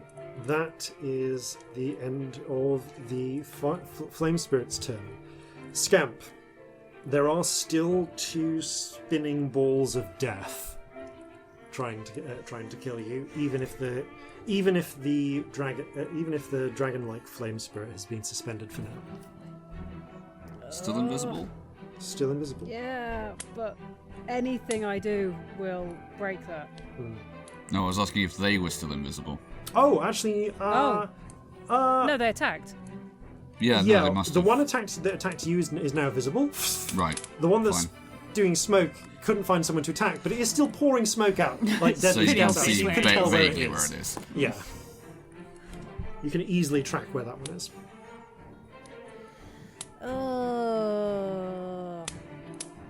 I can't do anything though. Like there is absolutely nothing I can do.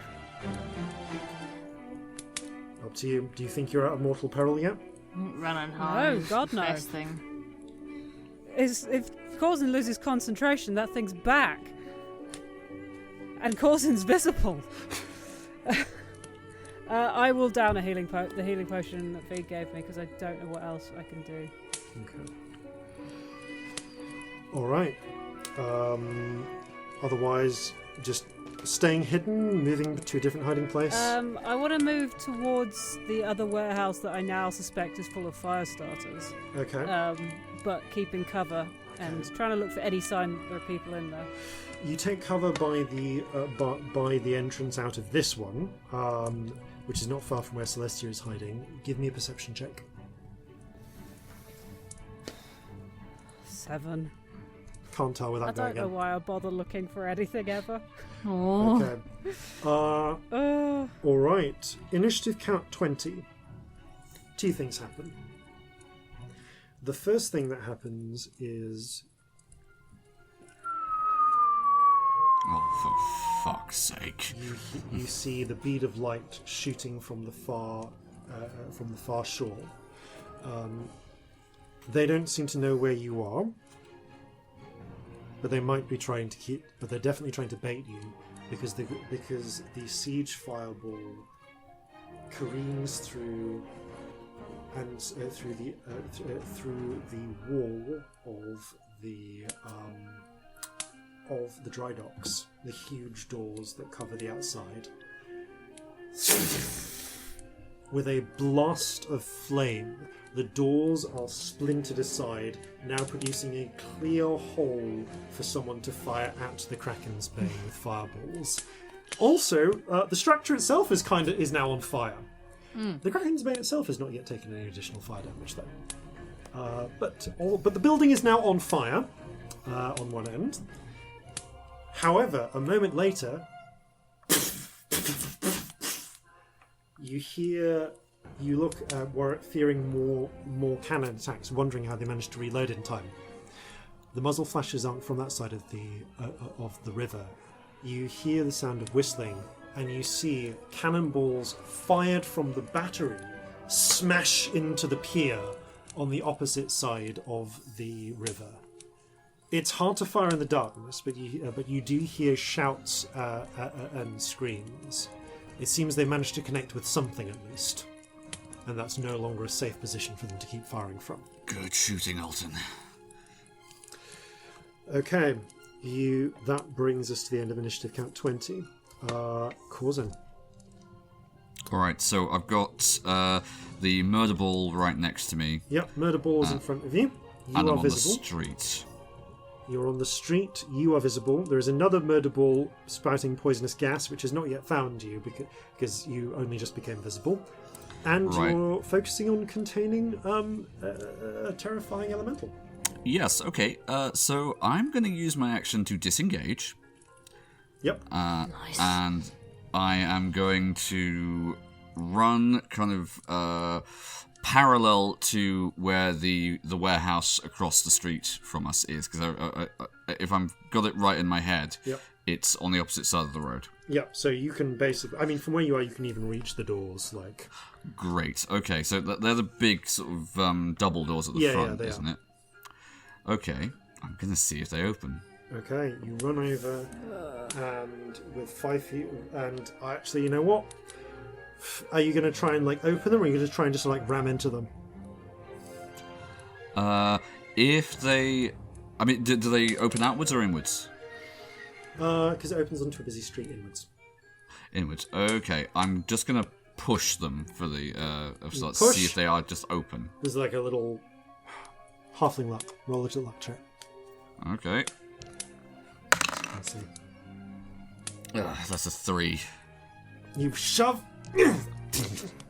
They're locked. No, okay. Would I be able to infer that maybe there's another door like around the sides or at the back? Yes, there is. You might be able to reach it on your next turn. Right, okay. That's about what I've got Yeah. movement to do, so Okay. that's what I'm going to do. Okay. So you start running over that way. That brings us to Celestia. Oh, God. So I'm in You're the dry dock's on fire. Dry dock is one part of the dry dock is on fire. Has not yet reached the Kraken's Bane. Not quite reached where you are. but threatens to spread if nothing can be done about the fire. I can't cast anything because that'll kill my invisibility.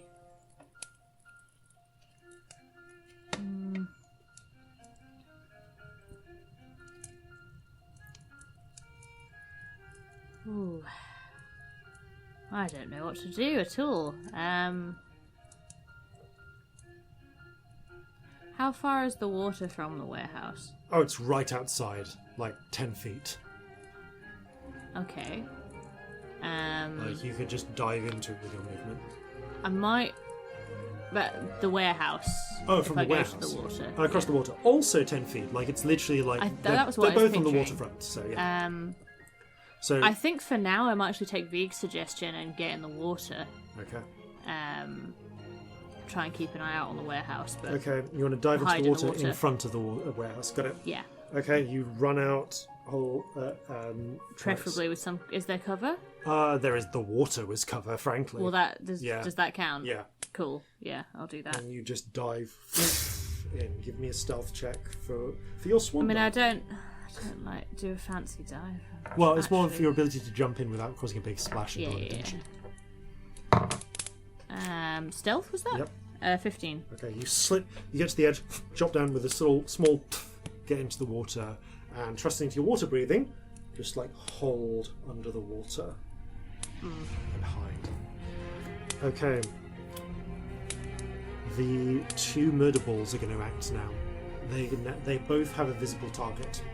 So poison ball is going to go and attack. Oh, I'm going to do a little first level healing word on myself too, sorry. Yep. Okay. I can't remember if that makes you visible, but you're under the Oh, water. no, I'm not. No, I'm not. Cool. Sorry, I forgot I was invisible. I'm totally not going to do that. Never mind. Carry on. Okay, so murder ball. So poison ball attacks Corzin first with enough to hit, basically. It's like 25. Okay. Okay. You take some thumping damage. You take 15 points of smacked with a huge Thwapping damage. Okay. Yeah. But in addition, roll with advantage against con save against poison, please. Right. That's a 22.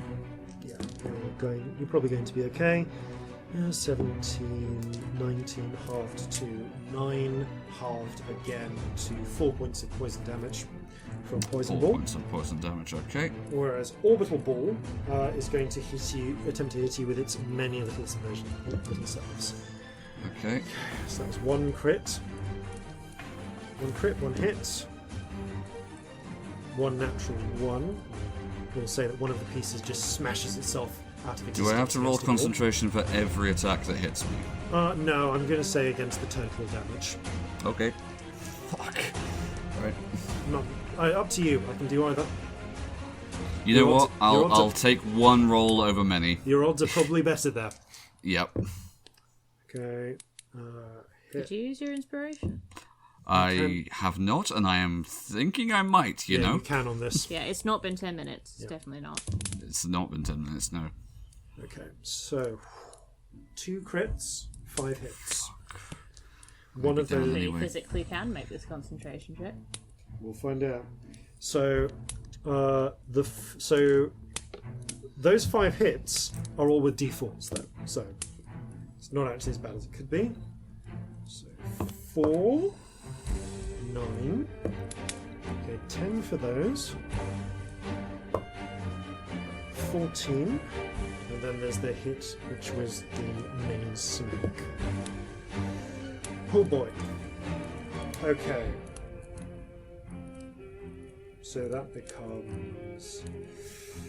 So how are your hit points doing? I'm on 19. Oh, no.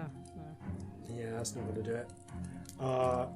You don't need to roll a concentration check because repeated batterings are enough to take you down to 0 hit points.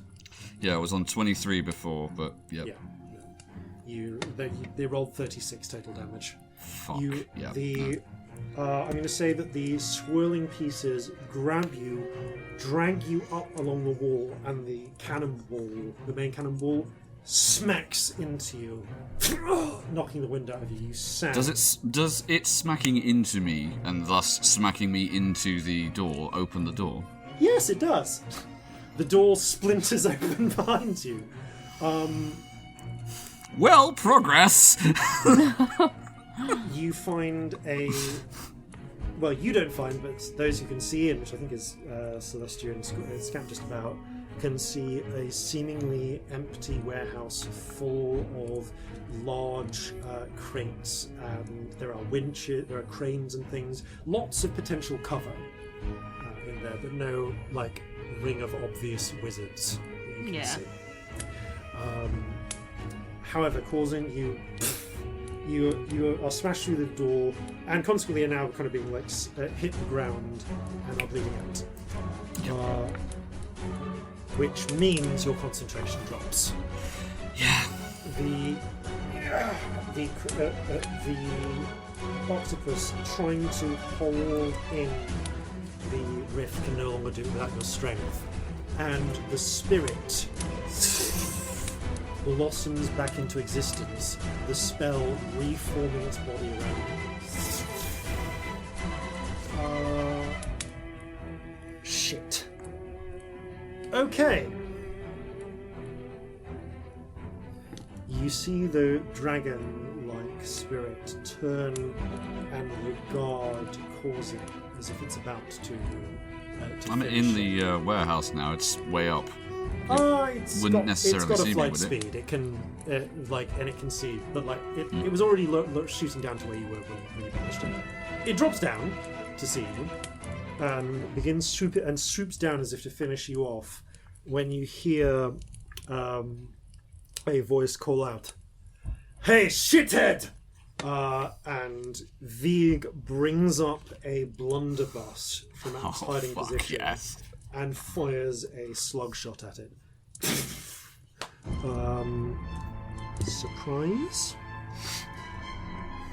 Okay, I'll add Vig's sneak attack damage to that, but Of course he's a rogue. of course he's got rogue levels. Causing... Yeah, Vig's totally a rogue. Yeah, let's calculate these. So that's for the blast, and this is for the sneak damage. Oh shit.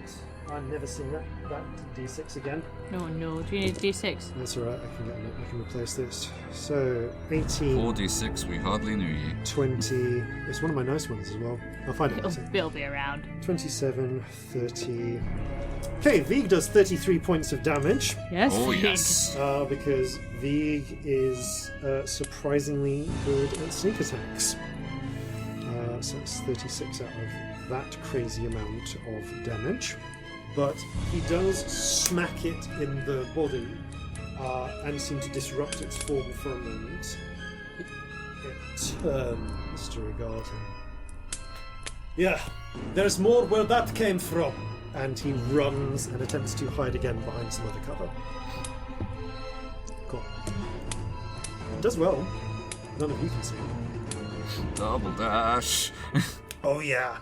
Bonus action hide. Okay, that is enough to draw the flame spirit's ire. So it's going to take a bonus action to see if we can find Vig to start with. It can't. So instead, what would it do? It's acting on its own initiative. It's not being given orders this round. My hiccups have started again. So it is... Okay, let's see if this is recharged. It hasn't. It just stops crashing into pieces, into crates into the dry dock, into pieces of cover, and just starts setting more pieces of the dry dock on fire in an attempt to smoke Vig out. Literally, like it bites a wooden crate. The crate bursts into flames. It brushes a wing through another. The crate bursts into flames. It slashes its tail through a third. But it also doesn't use its actions on any of you. So, that will go around. Scamp. Inside the warehouse, does it look like anyone's hiding under an illusion? Like, is there a bad illusion there? Roll a perception check. Oh, if I were but conscious. No, right. I'm gonna tides it. Cool. It's an 11. I don't know why I bother. I have a 0 perception. You gotta try these things, haven't you? You can't. It's too dark to tell. There could be an illusion in there, or it could just be a bunch of crates. Oh, That's your bonus. yeah. Shit.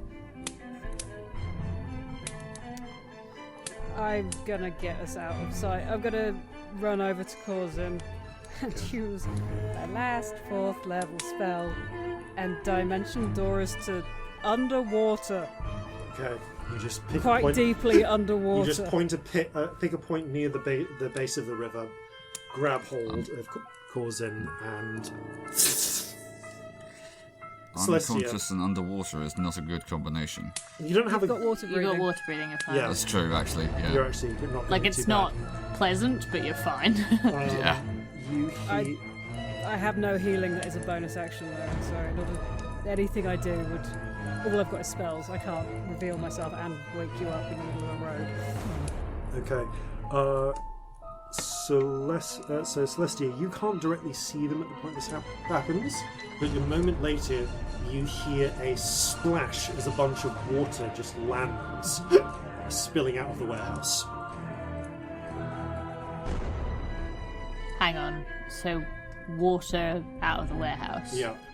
From the point where Corzin and Scamp were, you hear... Yeah, did I see Corzin disappear? You see Corzin hit the ground. You saw Corzin hit the ground. I guess Scamp was still invisible, so I guess... Alright, no, you're kind I of like... became visible when I cast. Yeah. I You're kind did of- say I wanted to keep an eye out. You're keeping an eye. Okay. In which case, you see Scamp appear, grab Corzin, and vanish, replaced by a negative image of Scamp and Corzin in river water, which then splashes to the ground.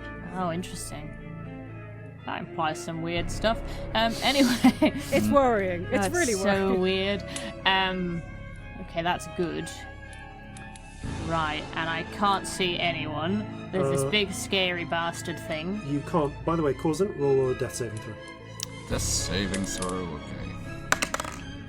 Now, a DM question. Could I, in theory, add my inspiration to a death saving throw? I don't think you can, but it holds through it. So if and when you Fair wake enough. up, you'll still That have is it. one failure. Okay. Failure mark. I thought I'd just clarify that because I wasn't sure. Yeah, that's fair. Celestia. Message stones are a bonus action. Yep. Scamp, what's happening? You disappeared. Where are you? Corzin's unconscious. We're in the river. Can I ask any more? You can get like a couple of sentences. Whereabouts? I'm in the river too. A little bit more towards the middle. Okay, can I try and find them? You can just swim towards the middle and try and find them. Yeah, sure. Yeah. Okay. You swim down and away. I've kept your stealth check as is. Yeah, I have a healing potion. I don't know if we can make that work underwater. You can. You kind of like uncork it. Yeah, I'm gonna really carefully. do So you that. do that. I have one left, so I think this is the Okay. time. As that happens, then you glance back. You kind of get like you're swimming down and away, so you can't see a lot of what happens, but you become aware of like lights in the water and like glimmering orange glare. Something is going down, and it's not clear what. Mm-hmm. But you swim into the center. Just give me a perception check. Mm-hmm. Disadvantage because of the silt and stuff. Yeah. Oh god, 7. Okay, you don't find them this round. Things happen on the surface on the dry dock. Scamp, you expand into water. It's dark, it's deep, there is silt on the riverbed around you. And Corzin is with you. Celestia is still invisible. Yeah. I can't do anything about that. I will use the magic stick and cast aid on Corzin and I, and our current and maximum hit points increased by 5. Okay. Causing you inhale, your lungs filling with breathable water. It's weird. Actually, no, sorry. The air, the water stopping at the back of your throat and translating into air, because that's how we do it with this spell. Huh. Remember? Interesting. It's like a little interface which just extracts the water. It's sort of like frothing, I imagine it. It's like, Gross. You're alive. Scamp's with you. It's pitch black, but you can see. Let's see if just roll a luck check, both Corzin and Celestia. Okay. 17. 19. You can see Celestia very faintly. You can't see me, I'm invisible. At the edge of your invisibility vision, Ah. 120 feet away. I point. Swimming kind of like not quite in the right direction. Celestia. With the message Thanks, so you can hear James. each other. So, Do I get to talk back? yeah, actually, if you use your message hat, Corzin, on your go, which it is Yep. now. then you absolutely Can I use my bonus action though, just quickly, Yep. to have a little, just the very top of my head peer out and see if I can see anything on the opposite bank now I'm much closer? Yeah, sure. You can probably swim up towards the roof, the water. I'll say you can, because you've got. Actually, do you have any sort of freedom of movement still on? No, that only lasts an hour. No. You can start swimming up. You said like quite deep into the river, into the middle. I wanted to be not visible immediately. Yeah. Did you? I kind of took that to mean near the bottom, but Yeah. okay. So I just Then- want to start heading towards the surface. 30 feet is actually quite a distance, so you probably can get to the surface with your I just want to see if I can see anything. Yeah, I'll let you do it. You get to the surface and peer up. Okay, you can see about a good 150-ish feet away there is a dragon-like form rising out of the top of the dry dock, spitting fire down at something inside. Just a column, just a long tube of flame. What about on the side where they were casting from? On the side from the casting from, roll a Yeah. perception check. 7. No sign of cannons firing, but also no sign of where they've gone. Seems Okay, like I will duck my head under again. Yeah, seems like the attack probably did it. Okay, you duck your head back under. Celestia, you probably get the message at this point. Cousin, are you okay? Where are you? I've been better, but I'll live. Over here. And I start waving. Celestia can't see, it's too I know, dark. it's dark. You have... That means nothing to me. Alright, turn about 45 degrees from the direction you're currently facing. Right. Okay. You turn 45 degrees and start swimming over, and eventually Yeah, you get close enough whenever to my see. turn allows. Yeah. Which is now. Oh, is it my turn? Shit, Yeah. I don't know what I'm doing. You start to swim close enough that even your dark vision picks out the distant form of Scamp. Wave. He's Yeah, holding I his hat think- on so that it doesn't float up to the surface. I think the most important thing would be getting to them. How much of my turn does that use up? You swim at half your speed, so like it takes a double. It takes a basically dash. dash to get I will dash to to start get to getting them. closer. That's fine. Assuming that Corzin is also like dashing towards you, you'll meet next turn Yeah. because slow water rate. Okay. You hear the distant report of a blunderbuss being fired. Mm-hmm. Seems like Vieg is in some sort of running battle with the fire dragon type thing. And again, I'm going to skip round to the next round. Scamp, you and Corzin are able to swim to Celestia in this round. What do we do?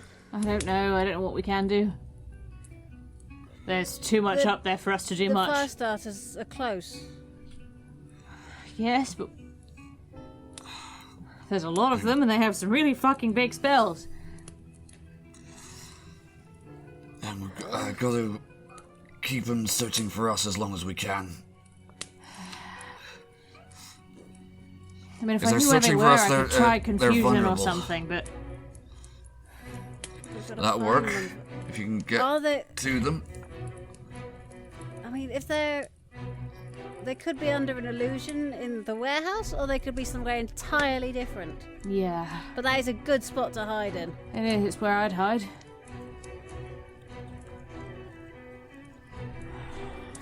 Is there a way we can get around the road somehow? Let's go around the back of the building. Let's swim to the shore and get around the back of the building, maybe. Yeah. Also, you're fucked. Do you need healing? I've got one. I've got a potion left. Hang on. Okay. On corks. I mean, actually, save that for next time someone's dying. Then great. You swim desperately up towards the back entrance to that. To these to the warehouse. Okay, I'll say that that one turn later. This makes it. We are now on to turn 6, I believe. Mm-hmm. Keeping track in terms of when Alton's reinforcements arrive. Can I pop the healing potion at this point? Oh yeah, you get. It takes you another round to get through. So if you want to pop up to 2 healing potions or spells on the way, you can. Okay. Obviously, you will stay invisible. If you do not... Great, that's further 8, and I'm up into double figures again. Okay. I'm gonna leave spells for now. Okay. Celestia is still invisible then. As a scamp, yeah? Scamp casts No, I to cast do Scamp's Damage. cast, although I can see both of you. Yeah, of course. Okay. The 3 of you emerge bedraggled and soaking behind at the other entrance on the opposite side to the warehouse. There is a closed door here. We're at the back. Yep. Is there a crack we can peep through? Sure. In fact, there are windows. Peering up through a side window, you can see there is the layout of the secondary warehouse. It's all crates down on the bottom level, but there is upper sort of gantry that runs in like a U shape around the whole warehouse, with upper windows as well, and it's where the cranes are positioned to lift things and move things from. Roll a perception check. Okay. Can any of us? Anyone? Everyone, if you wish. Dirty 20. 11. 15. First time ever of double figures. Well, Woo! not quite. Okay. Corzin. You see... I'm trying to think how to do this. Okay. You can see there is a crate up on the upper level with a view through the window to both to the street opposite and down the street opposite, and also the street just north of the dry dock from where you kind of originally approached. And the crate isn't quite there's just something about the way it's reflecting the orangey light of the on-fire dry dock that doesn't quite match up right to you. Okay. And your instinct says illusion. I have a third left. I will point this out to the other two, and I will ask... Celestia, Yeah? can you dry my guns out? Prestidigitation. Ah, that will... That's... Oh wait, no, Not my you're priority invisible. right now, no, darling. okay, don't. No, Give it No, a I minute. will become not invisible for something, but I don't think that's the priority. I mean, have you told us that there's a crate? Yeah, I would have pointed out the crate. Like, Yeah. that I could doesn't do a look confusion centered on that. I can do quite a big one if I do it high level. How long do we think we've got until reinforcements come? right. A minute at most. Yeah. Should we wait until at least the invisibility wears off? And then hopefully if we can do that, if reinforcements arrive at that time, we can then have some backup for this, because there's what, like 8 of them? Yep, the only thing that's making me want to do something sooner is I'm worried about Vig and that thing, and I want to make them drop their concentration, but you might be right, I don't know how much we can do. We need to let Alton know where they are. If at least we could have an idea send. of where Alton is, we could try... Have you got one you can spare? Yes. Maybe that's a better use. Alright, do it. Okay. Find out how far off they are. I'm gonna get to a hiding place and send, if that's alright. Okay, give me a stealth check and cast your sending. Ooh, 7. Okay. No, 8, sorry. Adding is wrong. Can I add a d4 to that? You can. Oh, no, it will be when you've done. That's 3. Brings up to 10. Hey. Okay. That might do something though, bringing it up to 10 might make a difference. So... Yeah, I'm gonna bring all the spirits together and send to Alton. Alton, Banana. Think fire starters are in warehouse. I'm out of character for a second. Where was the crate? The top floor? Yes. Top floor disguised as crates, illusions. Big fucking fire elemental, terrifying. Everything on fire. 2 magic spheres. Time? I gotta roll for this then. I'll tell you the time.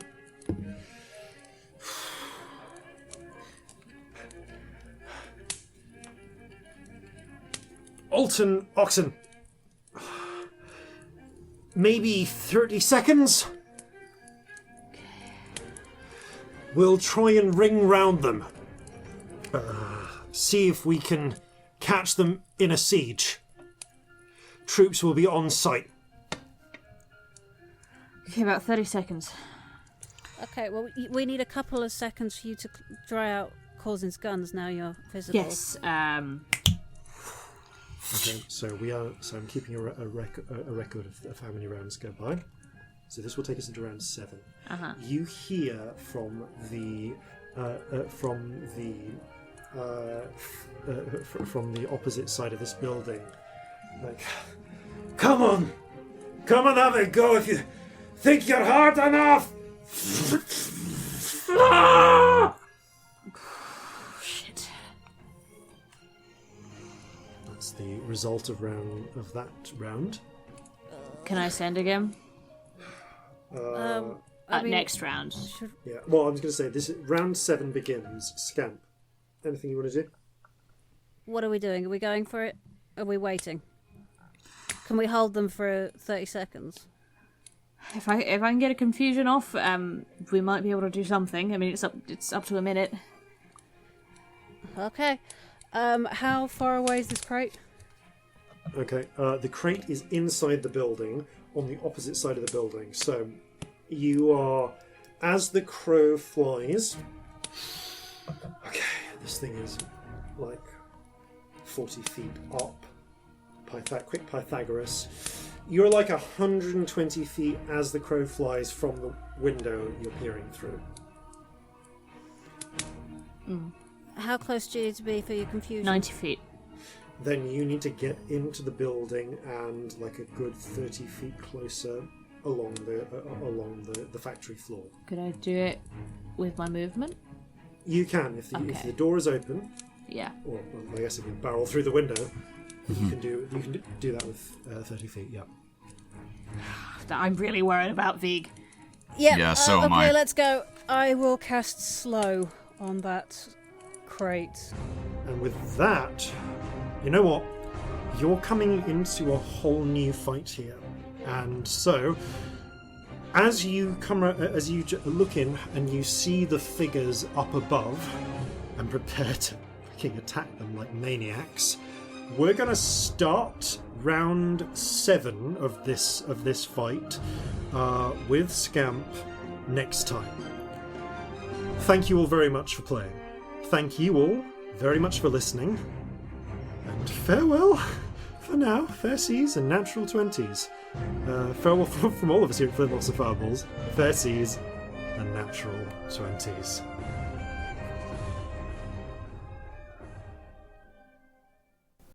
As someone who's had drugs, I moaned, I don't think I've ever been that stoned. The high was great, but not the full. It hits you like a cannonball! So gather your muskets, gather your spears, we'll plunder the shores of Calcinea. No kraken, storm or spell we fear, so come and sail with us, my dear.